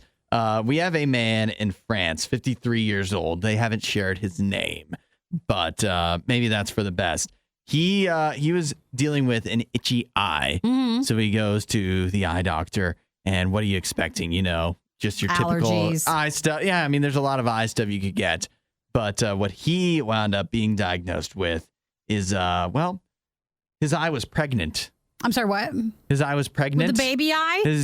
What? His eye was about to have some babies. A baby of what? Baby flies. Oh. Yeah. Oh, how did he get that in his eye? That's what I'd love to know too. Oh, man. They found in this Frenchman's eye, 53 years old, what was going in on? his That's eye, so gross. he had at least a dozen fly eggs in his eye that I think they wound up actually hatching. So, oh goodness! So we didn't basically, need that detail. In other words, is he a daddy now? I guess so. In other words, his eye had maggots in it. Oh! that's even worse. I would rather just say fly. Just say fly. I don't like maggots. Fly larvae. Disgusting. Why did you have to tell us this one? I didn't What do know you mean? that's I'm the one that has eye stuff. You know, like What's I'm that even mean? What? Wow. Eyes are like my fear. Do you guys remember the Super Bowl? Like the first commercial that came on was that cross country skier that went blind, and then it's like Toyota, and I'm like, I'm never buying a Toyota again. Why are you showing me this? I'm scared of going blind. I'm close enough as it is, so this is scary to me. How scared are you guys? Well, I just don't want to know that this is an option. We all have enough things going on. I don't need maggots in your eye to be like an actual option. Yeah, like now whenever I have like an itch in my eye, this is a new thing. Like before, I wouldn't have ever thought of that, but now like maybe I have maggots in my eye. That's something I didn't want to have. I have even as an option. Did they say like how did he have it on his hand and he maybe rubbed his eye or something? I don't know. They say they're typically found around livestock and often deliver their offspring in the nostrils of sheep and goats. No! So maybe he had a farm. Maybe he's been kissing a goat. Is that how that works? I don't know. He's like, here, kiss my eye. Kiss my eye. A little, get a little tongue to the eye. That's what happens. Well, they say that he was sent on his way. Oh, I guess it is easily fixed with eye drops. But still. They still have to get him out, though. Yeah, that's true. And then a few days rest. Yuck. Gross. Disgusting. They had to get them out one by one. Oh, man. It's a real horror story. But they say, and you know what's really sad? What? They say that the adult females of this bot fly will often or occasionally lay their eggs in the human eye, but the larvae generally don't survive. So well, the babies don't make it? Yeah, the guy had the maggots in his eye for nothing. They didn't even go on to live a healthy life or anything. Don't make it sad now. No more maggots. Oh, how will I live? I don't know. It's a roller coaster of emotions. Yes, that's right. So if I came in like tomorrow and I was like, guys, I just want to tell you, like I had like maggots like in my eye yesterday. Wouldn't you look at me differently for a while? Would. Well, I think you'd be looking at us differently. I would. I wouldn't be able to see you guys. Exactly. I feel like all of his friends, family, maybe this guy has a girlfriend. Like she's like, oh man, now I have an ick now with you. Yeah, you're right. gross. Are you cleaning yourself? Are your friends farting in your face? What's happening? Like, how did you acquire this? Isaiah, I don't think that's medically how it happens. See, it's something like that. I've heard something about an eye, friends farting in your face. No. Something like that. I know you have more friends, and I don't want to know what's going on, but I'll just pray that it never happens to us. I think I'm going to wear goggles around Isaiah. Some talking, a little bit of yelling, and a whole lot of eating. The Riot Radio U. Isaiah was telling us off the air that he ate, in his words, some wild food yesterday. Some wild food. If you don't know, Isaiah has a more limited palate where it's often been quoted that he eats probably like a toddler, a lot of chicken fingers. They said like a little kid between the ages of 6 and 9. I think were the age group. It wasn't a toddler. And people are very amazed when they find out what he either has not. Like he doesn't like or has never tried, but doesn't even want to. Already knows that he hates it. But I feel like you've grown a lot and you're trying way more food than you used to. I think that we've rubbed off on him. Is that very good influence? I think we brought you a long way. I guess, yeah. Hudson, you brought hot dogs into my life. So, I mean, there's so many new things you guys are bringing to me. One day you'll come around on soup, too. I'm never coming around on soup. That's a hard no, unless it's chicken noodle. What did you try that was so amazing? So I had to pull up the menu because as I'm sitting here, I couldn't remember off the top of my head what it was called, but just the name of it alone. I mean, I'm not going to be able to pronounce it correctly, but it was a pork belly bayo bun. Oh, what's a bayo bun? A bao, maybe bao. I think it's B-A. Is that what you said when you ordered it? Yeah, I said bayo. Did the waitress or waiter get a little it's one of those things where chuckle? you're trying to order, but you're like somewhere that's maybe a little bit too fancy for you, you know? And so you're trying to like pronounce it correctly, but you also like don't want to come across as if you're trying to like act that fancy. Yeah. And so I was like, can I get like the pork belly bayo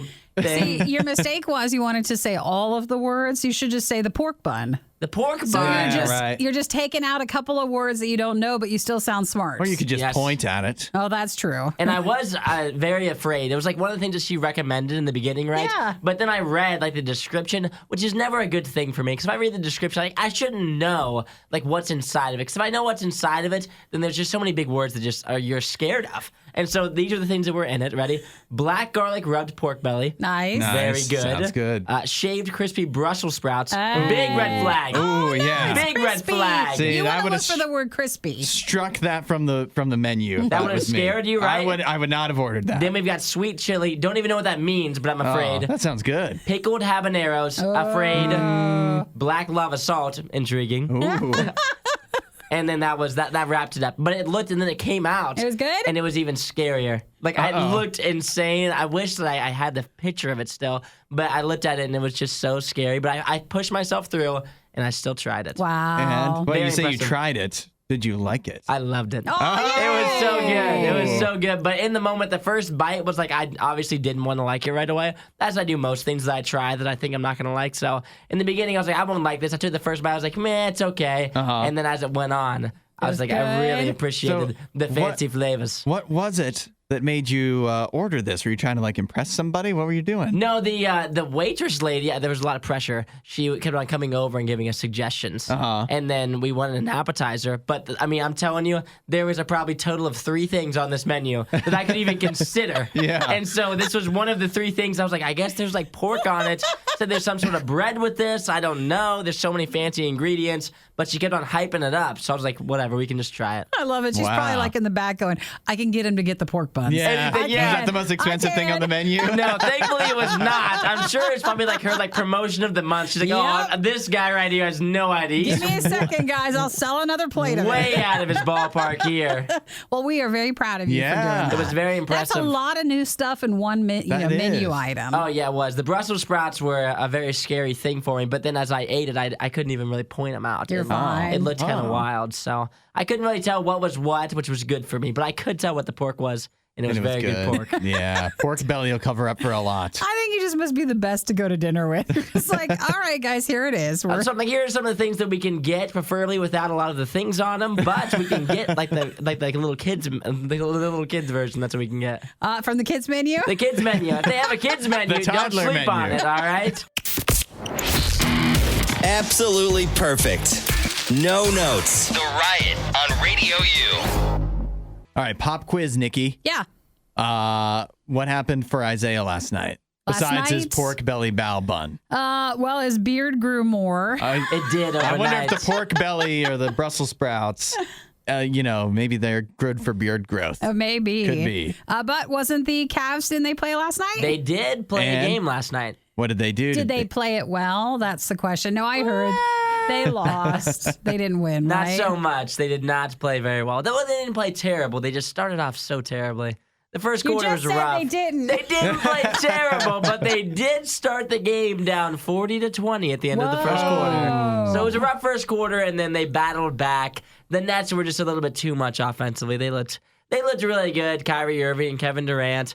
I mean, need I say more? They're pretty good at basketball. Good, So. Isn't the Kevin Durant guy the one you don't like? I don't like either of them. You don't like either? Okay. Yeah, they're both they're ridiculous in They're their own villains. ways. Yes, they are, right. They're You'll love villains of the NBA. They're nemesises. They are. Of the Cavs and of Isaiah and I. So for the Cavs, since they lost last night, they still have a chance to get to the playoffs, though, because Yes. now they're playing in the so you lost and you have one. This is your real last chance. Yes. Yeah, right. So you lost, but you get one more try. So on Friday, they're going to play the winner of the Atlanta Hawks and Charlotte Hornets, who play tonight. And if they win that game, they're in. If they lose that game, I'm upset. Is there someone we should be hoping wins tonight? Because maybe they're not as good as the Cavs. See, I think that they're both pretty equal teams, but I don't want to play the Hawks. I'd rather play the Hornets than the Hawks because Trae Young played for the Hawks, and he's kind of a dog. He's That pretty could be good. dangerous. I feel like Could I be got to write dangerous. notes with you guys. Like, I okay, know. tonight I'm going with who? Well, you're not The going to Hornets. watch anyways, right? The No, Hornets. but it doesn't mean I don't think about it when it's going Yes. on. I don't know that you think about it really. I do. She I does. You're gonna think- sit down tonight at dinner at 7:00 and you're gonna be like,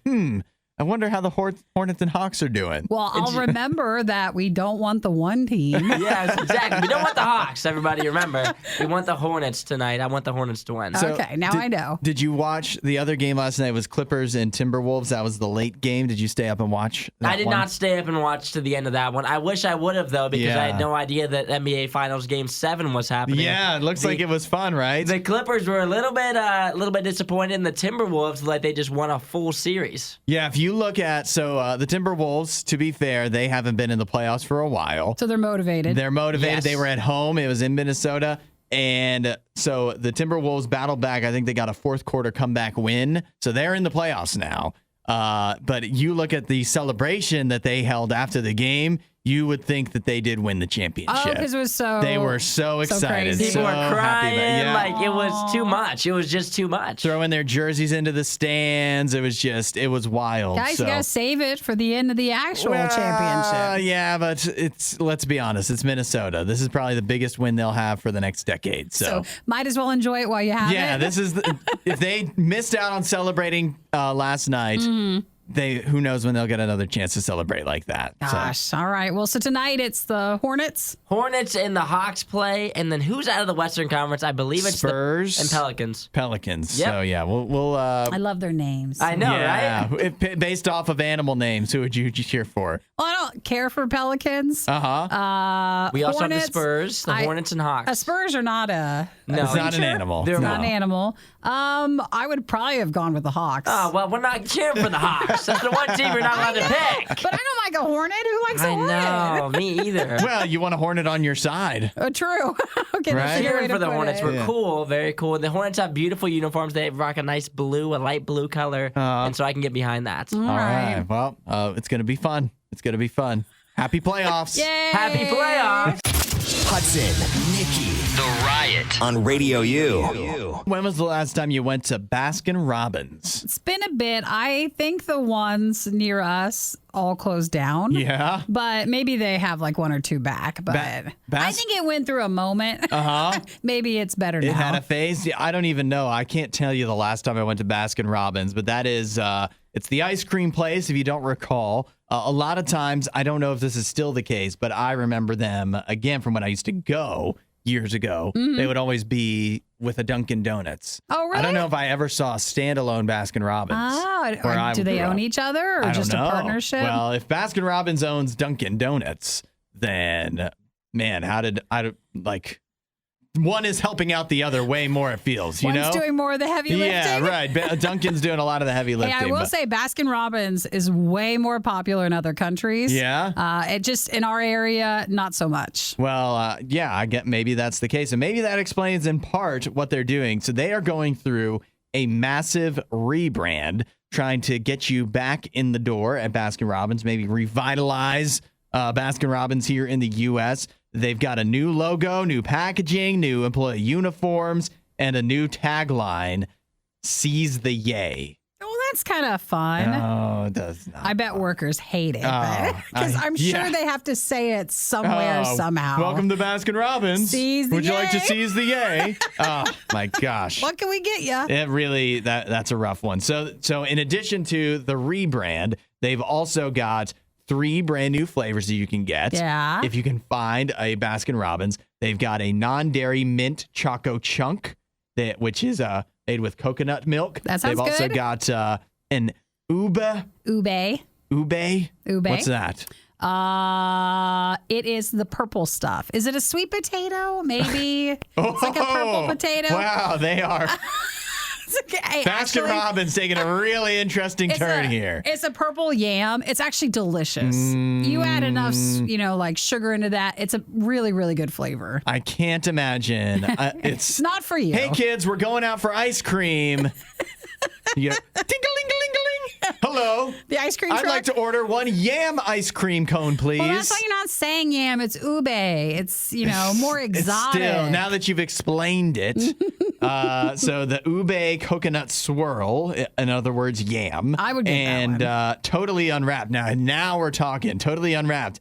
Peanut butter and chocolate ice cream packed with fudge-covered pretzels, fudge and caramel-covered peanuts with a salted caramel swirl. Well, good. Hey. They're also doing a new merch collab sort of stuff. So they're doing some clothing collection, and that starts on the 18th that they're offering that. They're doing, it says the collection includes clothing, of course, but also other items such as bicycles. Well, and why not? skateboards. Why not? Yeah, I'd love a Baskin Robbins bicycle. Oh, I can't wait to find out how much that is to ship to me. Yeah, really, right? Well, I can't say that this has me especially excited. I'm not going to be rushing out trying to find where the Baskin-Robbins still lives on in our area, but they're trying. Yeah, at least they're doing something different because evidently what they had been doing wasn't working. Don't say we didn't warn you. This is the worst of the riot. And Nikki, I don't know if it still feels like it, but Wordle is still quite popular. I think it is, but I only hear mean words coming out of you guys when you talk about like how if you are still playing Wordle, you're mad about it or you've given up. Well, some people, lots of people are still playing. In fact, you might just be not as vocal about it. I think so, right? I think people just go about playing and have their fun and maybe don't make as big a deal anymore. But if you go on Twitter every morning, I always see, and these aren't like the personalized trends. These are just the top things people are tweeting about. And every morning it seems to be Wordle, and people also have now included Quordle, which I think is the one where you do 4 words at the same time. Anyway, so people are still playing it, and thus Solitaire has worked on a survey of people who play Wordle, and they surveyed 1,000 people who are Wordle players, and what they found was They're Wordlers. Wordlers, yes, that also kind of sounds like a Batman villain, like a lower level one. Actually makes me think you yodel or something. It could be a bird. It could be. Yeah, well, they found that 1 in 6 Wordle players they do their Wordle on the toilet. Oh, they do? Yeah, probably first thing in the morning. You think? Probably. Excuse me, I need to go play Wordle. You know what that means now. That is code for you have to go to the bathroom. You got to take the Browns to the Super Bowl. Aww. You got to go play a round of Wordle. Drop the word. Yeah, so they found some other interesting stuff too. But now, see, all this has me thinking is, if you do still have the friends that share their Wordle score on Twitter or wherever, that's when they're going to the bathroom. You need to ask know that they now you know their schedule. So over 4 in 10 say that they play the game on their phone first thing in the morning. Okay, bathroom aside. Yeah. 13% wait until lunch, and 22% are able to hold off doing Wordle. They can hold in the hold their bathroom break. They're not going to the bathroom until the evening, and that's when they play Wordle. Wow, that would be difficult. But they say, that surprisingly, right before bed is the most common time, according to the survey. Really? I always thought it would be in the morning. Yeah, right, because I've heard a lot of people either, especially when felt like it was more of its heyday where everybody was sharing stuff and you were liable to see spoilers, then you would want to play it early in the morning so it didn't get spoiled for you before you got around to it. And I know a lot of people, too, that especially couples that like to play together. So, again, they do it early in the morning, like over breakfast or whatever, so they can compete against each other, again, without it getting spoiled for them. So 23% sneak in Wordle while you're at work. Well, you need a bathroom break then, too. That's right. That's right. And it all adds up because they also say that most people take less than 10 minutes to exactly how much. About 70% of people say it takes them less than 10 minutes, which it should. If you're taking more than 10 minutes on Wordle, you need to go back to school. Yeah, but if you're in your bathroom break, I mean, Wordle is fine, but then where's your TikTok time? So, you need to have both in the morning. Who says how long your bathroom break can be? It's going to be long. You're going to limit it to 10 minutes? I guess not. Extend it out. 5 minutes for Wordle, 10 minutes for TikTok. Yeah, you got to get your TikTok news, and then you're on your way. If you force it out too quickly, stop! It's not good for you. Stop. We've done you a favor by selecting the best of the worst and compiling it all in one place. Riot Podcast Radio U. Isaiah, what is this fake but real tattoo thing you found? So I found this morning, which I thought was an interesting concept. So essentially, it's called. Anybody want to try this pronunciation? An ephemeral, right? Yeah, ephemeral, right? What is it? Ephemeral? Ephemeral. I think. I don't know if that that's sounds a little like effeminate. I don't know if that's Between the two of you, one of you has it right. Sure. So yes, exactly. It's a tattoo, essentially, that within a year's time, it's designed to just fade away. It breaks down into your body, and it's natural and organic, all that good stuff, Dude, I've seen tons of ads for this stuff. Yeah, so essentially, if you can't really commit, this is the way to go. What, do you have a tattoo? I do not have a tattoo. Do you want one? No, I do not want a tattoo. Do you want a tattoo that's... No, I'm not really a tattoo guy, but But you never had one, so how do you know? Yeah, but I don't really want to try it that way. I don't plan on tattoos work. Well, maybe I'll give it a shot. I'll like it. Maybe I won't go out there forever. You don't know until you try. That's why these are very popular, because then you don't have to commit except for like a year. Yeah, I still feel like it's too long. You have a tat? Are you team tatted, Hudson? No. You kind of look like you'd have a tattoo. When I was a child, like. What? No, I just want to hear what you're going to say. When I was a little boy. I got one.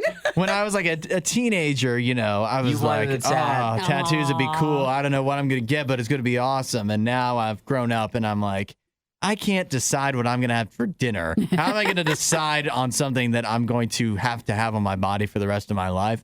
I can't commit to that. I can't commit for a year. This is still too long. I don't know what the sweet spot would be, but that's still too long. Once it's on your body, you forget about it, though. Yeah, you would forget. You forget about it. Yeah, but other people won't forget. They do. Everybody forgets. How frequently are people looking at you that closely, though? How often are you seeing people that you really care what they think about you? If you have a tattoo and nobody can see it, what's the point? It's just for you. It's for you, Hudson. Well, if I'm going to forget about it, what's the point? Okay, I can't argue with your reasoning with it.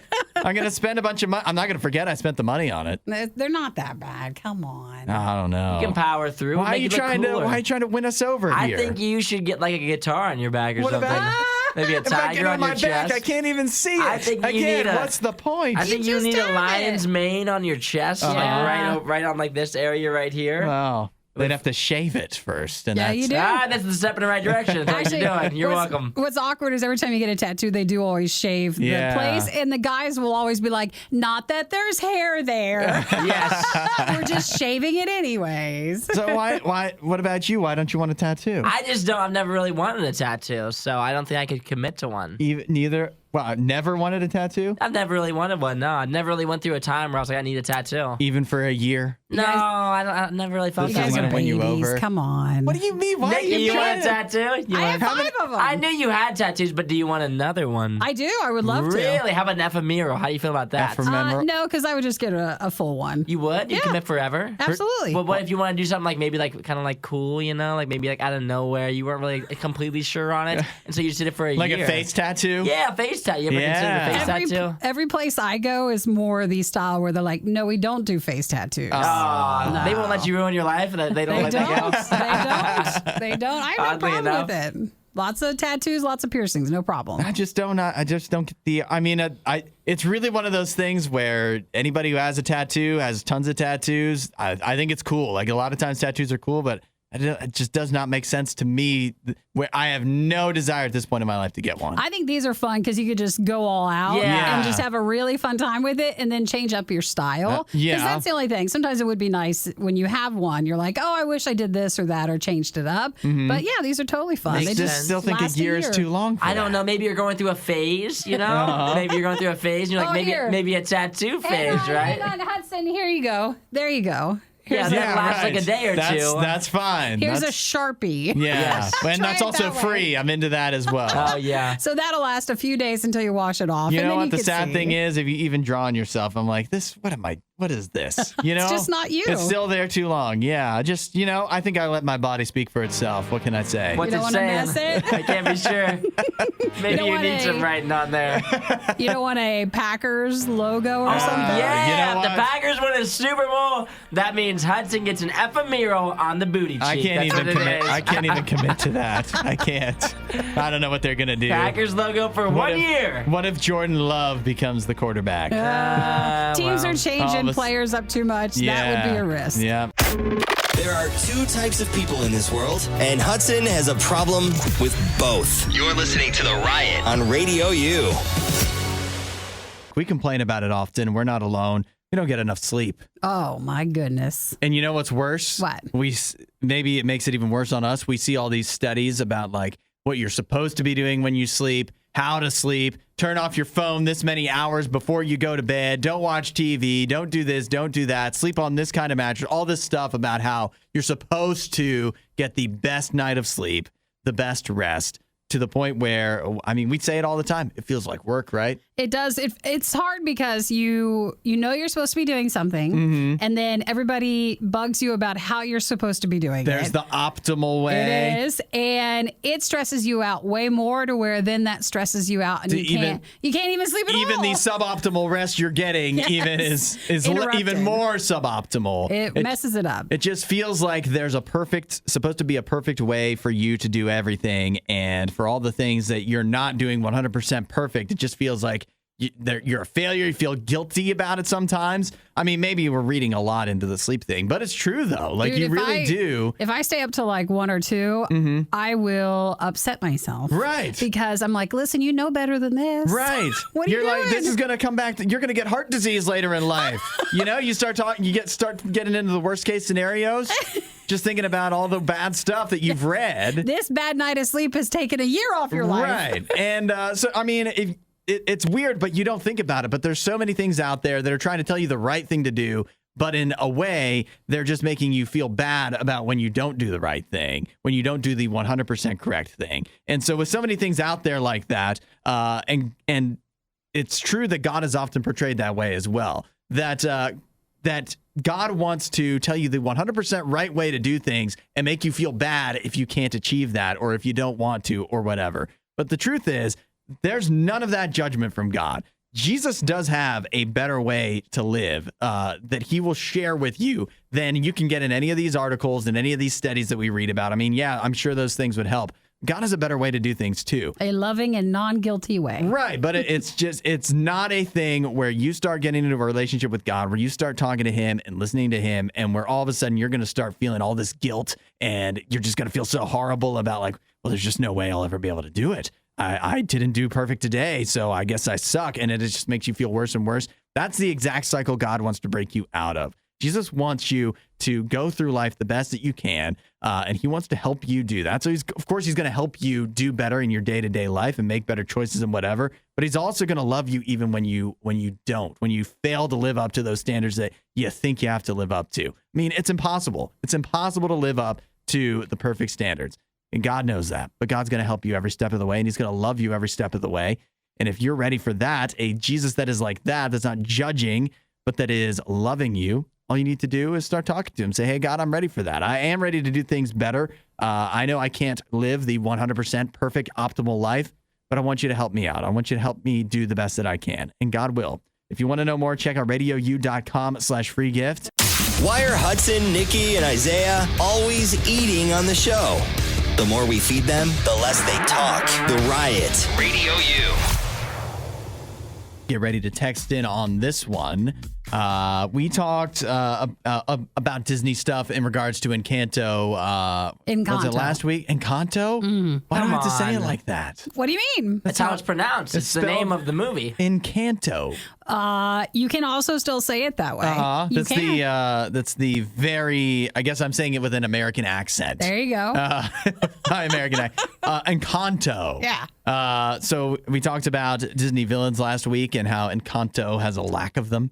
So now we can talk about the positive side of Encanto, which is great music, right? That's everybody can agree. Whatever you think about the movie, songs are great, right? And so the number one song from the movie, of course, generally is believed to be "We Don't Talk About Bruno." Of course, it's everywhere. They performed it at the Oscars, a different version of it. But nevertheless, that's because the one guy was sick. It has now been crowned the best Disney song of all time from a Disney movie. Wow. This is just according to like chart success. It has surpassed the previous number one, which was "Can You Feel the Love Tonight" from The Lion King. Yeah. It's moved past that. So We Don't Talk About Bruno now, according to Billboard, the best Disney movie song of all time. Do we agree with that? Before you guys answer what you think the best Disney movie song of all time is, I will tell you, first of all, "We Don't Talk About Bruno" is not even the best song from the movie. "Surface Pressure" is much better. much better. It just didn't pick up the same, though. Yeah, it did not catch on, although it does come in at number 7 on the Billboard list. But I think my favorite Disney song of all time, "Circle of Life." How's it go? Lion King? How's it go? Yeah, how's it go? It's like you sort everybody. of hear him, don't you? How's it Yeah. No, say ya. There you go. Somebody looked up what they're actually saying in that song. Yeah. And it's just like, here's a lion, there's a lion. They're just saying stuff about lions over and over again, which makes sense. It's Sure, all a it movie. works. It's called The Lion King. Mhm. So what's your guys' favorite? Not if we're singing it. I'm not saying. Oh, come on. Nikki's like, I actually retract Come my answer. I'm no on. longer going to give my opinion. They said that if you go back and watch like the classic 90s Disney era, that's where a lot of those like iconic songs that you Yeah. might know about. So like Aladdin, the Lion King stuff, Beauty and the Beast. Of course. And then if you skip forward to more recent, it'd be like Frozen or Moana. Yeah. See, I think that this, obviously, I don't agree that we don't talk about Bruno. Yeah. That's not the best song of all time. But I think it's doing so well on the charts. Like, it's so much better than the other ones. Yeah. At least it is on the charts. Because, like, every, like, 5-year-old has an iPad nowadays. So they're just clicking on That's Apple right. Music over and over again. When I was a little kid, I couldn't even push Can You Feel the Love Tonight up the charts. It wasn't even an option for me. That's a good point. But It wasn't if it fair. was, it would be at the very top. And still Can you almost feel the is. love tonight? Yeah, by far. Can you sing that one? Can you feel the love Sway tonight? back and forth, guys. Tonight. Yeah, it's incredible. we Either should that have a- one or was it In Your Heart by Tarzan? Phil Collins. Yes. Love Phil Collins. I must not have enjoyed The Lion King. Was not my Disney movie growing up, so I guess did not connect with the songs like you guys did. So what is your favorite song from a Yeah. Disney movie? Do you have one, Nikki? You have to have one. Well, you have to have one. Stop pressuring. Is it pressuring me. You better have one. Scumps from Sleeping Beauty? Is that yours? No, couldn't be. I think growing up, I probably enjoyed Little Mermaid the most. Oh. So I would say something from that. Like Part of Your World. Part of That's Your a good World. one. Yeah, there you Gosh, go. why do you know them more than? I haven't pulled it up in front of me. It's like, wow, Off the you're top fast. of the dome, you know me. I'll give you another underrated one. Not as good as stuff from The Lion King, but Colors of the Wind from Pocahontas. Pocahontas. Underrated. I mean, it's number 5 on the chart list, but underrated. It's a great song. I liked, I see it as number 24, You're Welcome from Moana. That one's catchy. That's a Never great seen one. Moana, but that one is catchy. Oh, you'd like it. It's And good. that one comes up a lot too. I'll sing that to like if somebody, Anytime you say, "You're right, welcome to someone." What Yeah. can I say except you're welcome? I think I'm at least as good as Dwayne the Rock Johnson at Oh, singing. yeah, incredible. How about the other ones? You've Got a Friend in Me in Toy Story. That's just a You're classic. right. How is one's that sad. not higher on the Got a list? friend in me. Yes. That one's so good. Randy Newman. Gotta love I it. feel like we should have a karaoke segment. I was thinking that I too. know, it's so good. That's you know what? That could be actually. You know what? Facebook wouldn't allow it. You just heard the worst of the worst. We'd give you the best of the best, but we'd have to find that. As soon as we do, you'll be the first to know.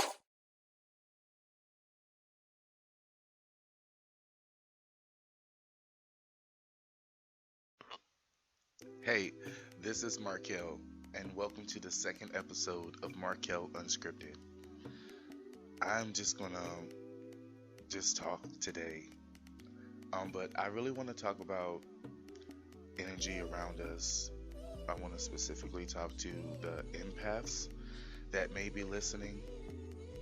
I myself, I am an empath.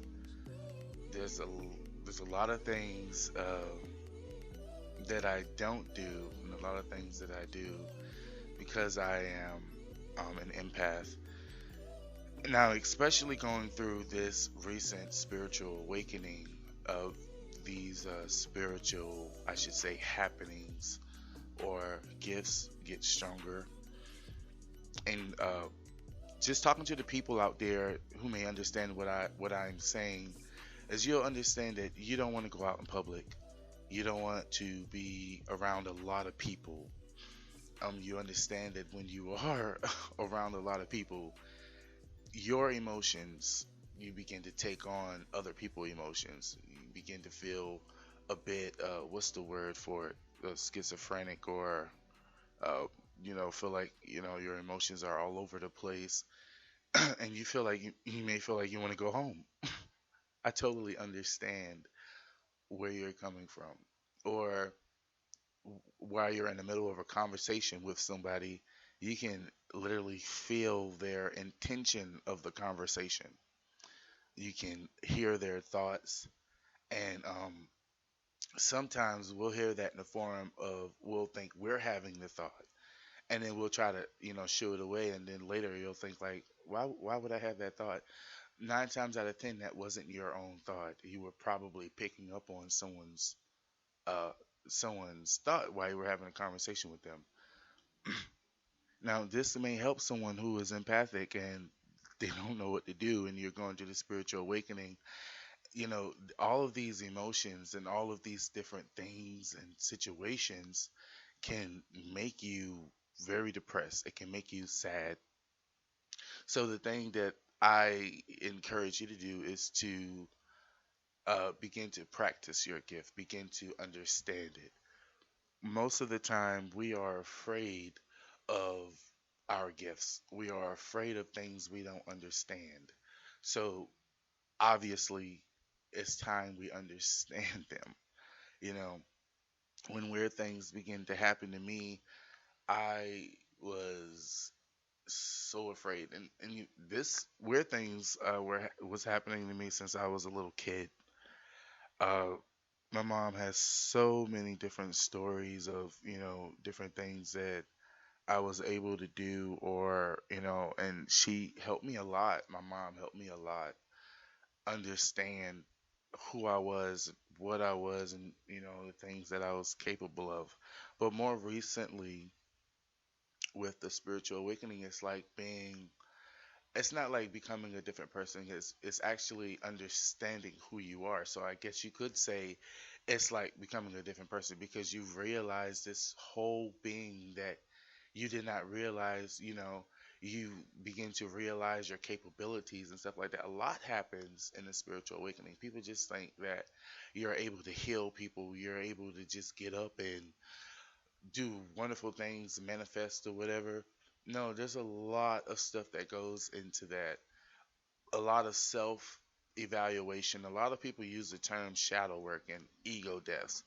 And I've been through those particular terms. I don't know the scientific term, but I know a lot of people use those terms. Uh, a lot of self dealing, like understanding what makes you upset, what pisses you off, what upsets you, uh, what you love, what kind of people that you would like to spend your life with, people you would rather be in a relationship with. When you understand these things, you can better manage your life. Because when you understand it, like, let's say, the type of people that you want to be around, you won't hang around the people that you don't. You begin to focus on the things that you prefer, and that's when manifestation comes in. It focuses on the things that you prefer. When you focus your attention and your stresses and your abilities and whatever, when you focus all of your strength on things that pisses you off and things that bother you, like when you complain, you are telling the universe around you that you prefer that, because you're reacting to it. And I know I feel like I'm getting all over the place, but just follow me, because that's what I do. In meditation, it shows you how to just let your thoughts flow, not trying to control them, not trying to grasp them and understand them, but just going through the thoughts, and just letting them flow and evaluating, never letting a thought carry you off into, never letting it take you left field and go down, just evaluate each thought. When we meditate and we practice this, we can do this in our daily life. When things come, like when things just happen to us, most people will say, "Oh, I had a bad day," based off of one situation. But the person with an awakening, with an awareness, a consciousness, a person who meditates daily, who understands who they are, they will never take one small situation and declare an entire day a bad day. They'll never declare a whole day a bad day because of one situation. But what they'll do is, like in meditation, they'll look at the situation, they'll evaluate it instead of reacting to it. That's why it's so important to not react. And I said this in the first episode, don't react to nothing. You need time to evaluate it. I think it's more important to figure out why something pissed you off versus I think it's more important to figure out why something pissed you off than to react to what pissed you off. Because you don't want to be, I'm not calling anybody weak or trying to make anyone feel bad, but we do tend to seem weaker. We are weaker when we react to everything. It's a strong man who takes the situation, and instead of looking at it as a negative thing, they're looking at how the situation could turn out and work for them. How can the situation turn and actually be in my favor versus fighting against me? And people get so crazy about when people talk about them. If you are a business owner and you have negative people talking about you and they're spreading and gossiping about you, you can look at it like, oh, poor me, people are talking bad about me. Or you could say, hell, that's free advertisement. Whether they're saying good things or bad things, somebody's going to come try to check you out for their self, and they're going to realize that you are a great person and the other person was probably a piece of crap. And then they're going to be the ones to say, hey, that person was lying, and they're going to be the one to validate you. That's why you don't need to do it yourself, because spirit and your guardian angels, your spirit team, whatever you want to say, some people say ancestors, I don't say that, but whatever, they will fight for you. They're in the background fighting for you. So while something is going bad, you just need to be like, okay, whatever. Have faith and know in your heart that you have guides fighting for you. Yes, it may look bad, but what is bad and what's good? You have to look at I don't look at anything whether it's bad or good, And I know that's so weird. I know the paradox is weird. You know what I mean? Because you don't have good unless you have something to, unless you have bad to say, hey, that's good. Or you have, vice versa. Those two create each other and cancel themselves out. I made a video saying that. So it's based on how you look at it. You can look at it as a defeat, or you can look at it as an opportunity. It's based on perspective. You create your reality. I say that so much. People are probably sick of me saying that. It is just as simple as that. It is. You are responsible for your reality. And people hate to hear that shit. Excuse my language. But people hate to hear that they are responsible for their reality because they want someone to be responsible for them. That's why they put so much faith in their government. They put so much faith in their religion. They put so much faith in their job. And then when either of these things fail them, they are completely lost. You need complete faith within yourself. You need to create your reality, your bubble, so that when things around you and people around you fail you, you won't say, "Oh shit," or "Oh, what am I going to do now? What can I do now? Oh my God." You need to focus on yourself. You need to build yourself. You need to build your finances. You need to create a business for yourself. You need to create your reality, your environment, your kingdom, your life. We're not focused on what anything or what and that's what religion does. And I know people don't like when I talk about this. Excuse me, let me take a little drink. People don't like when I talk about it. That's what religion does. Religion takes the focus off of you and it puts it on someone else. So while you're thinking, oh, someone in the sky, and don't get me wrong, I believe in God. I believe in the Almighty God. I call God Spirit because God can be anything. God is a title. And Spirit is also a title, but that's the name that I give, that's the name that I give God.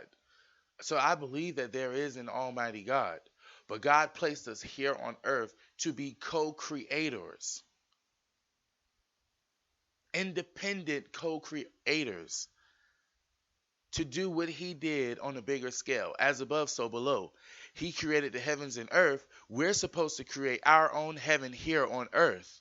Earth is already here. This could either be hell or heaven. And we get that in, I'm going all over the place. But whether you are in hell or heaven depends on the state of mind that you are in. Whatever state you are in determines whether you could be in a state of depression, of a state of blame and hate and turmoil. That's the state of hell. You're in hell. Because you fail to realize that you create your reality. And instead of creating positive thoughts, you went on and I understand things happen in our life, but it's all perspective, how you perceive them. You can, like I said before, you can sit down and say, oh, this is so bad. This bad thing happened to me when I was little. This horrible thing happened to me, and I just can't get over it. You can people listen. People die way before they die. And that's a choice. You can either choose to die or you can choose to get the hell up and live. I understand maybe you were molested. I understand that they walked away from you and left you. I understand that your mom didn't love you. Your dad didn't love you. Your aunts and your uncles, they talked about you and they treated you like crap. I understand. But baby, you got a choice. You got a choice whether to get up or let that defeat you for the rest of your life. You are alive. You are listening to this podcast. Your heart is breathing. Your heart is beating. You are breathing. You have all of the opportunities to get your stuff together. You have all of the opportunity to live the life that you desire. We choose to live in a state of hell. Life happens. Yeah, that shit happened to you. Yeah, it happened. Yeah, I'm so sorry, baby. Man, homie, I'm sorry, bro. Sis, I'm sorry. I really am. But you got a choice, man. You got a choice, and you got to make that today or soon. Am I going to live? Or am I going to hold on to this? Am I going to live in a constant state of fear? Or am I going to live my life and be happy? Am I going to get over this mess? Or am I going to just stay here for the rest of my life? You can't give up. Going back to what I was saying, the states of mind. Take the attention off of things around you. Focus on yourself. What do I need to do to myself? I wish they were preaching this in the church, because we're preaching, give praise to God, and God will answer your prayer. But you're giving all this praise to God, and you're dancing for 45 minutes straight, waiting for a prophet to prophesy to you, but you're mean as hell. You're waiting for all of that, and you're depressed. Can somebody help me with my depression? We're preaching prosperity over depression, hate, malice. No one's learning how to forgive anybody. We're preaching all of this prosperity and all of this prophecy, but where's the real life issues? All of this singing, all of this beautiful music, but where is the person that's going to say, hey, let's put an end to these personal issues. Let's get over these past traumas so that we can grow and be better. And when we become better individually, we become better as a community. That's how you grow up. Church, I mean, I don't go to church. I mean, I do go to church, but I don't, go. You know what I mean? So I'm not against people going to church. Go to church if that's what you need to get, your spiritualism. But listen, you need to take the focus off of things. You need to stop thinking someone is going to come and save you, because no one is coming to save you. No one wants to hear that, but it's the truth, man. Ouch. Thank you guys so much for taking the time to listen to my podcast today. That means so much to me.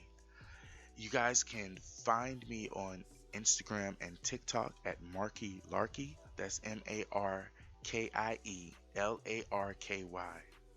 You can find me on Facebook on my personal page at Markel Bernard Rice.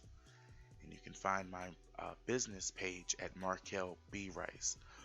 Send me your questions. I'm interested in hearing what you all have to ask, and even your comments. I'll even read your questions on future episodes if that's what you guys desire.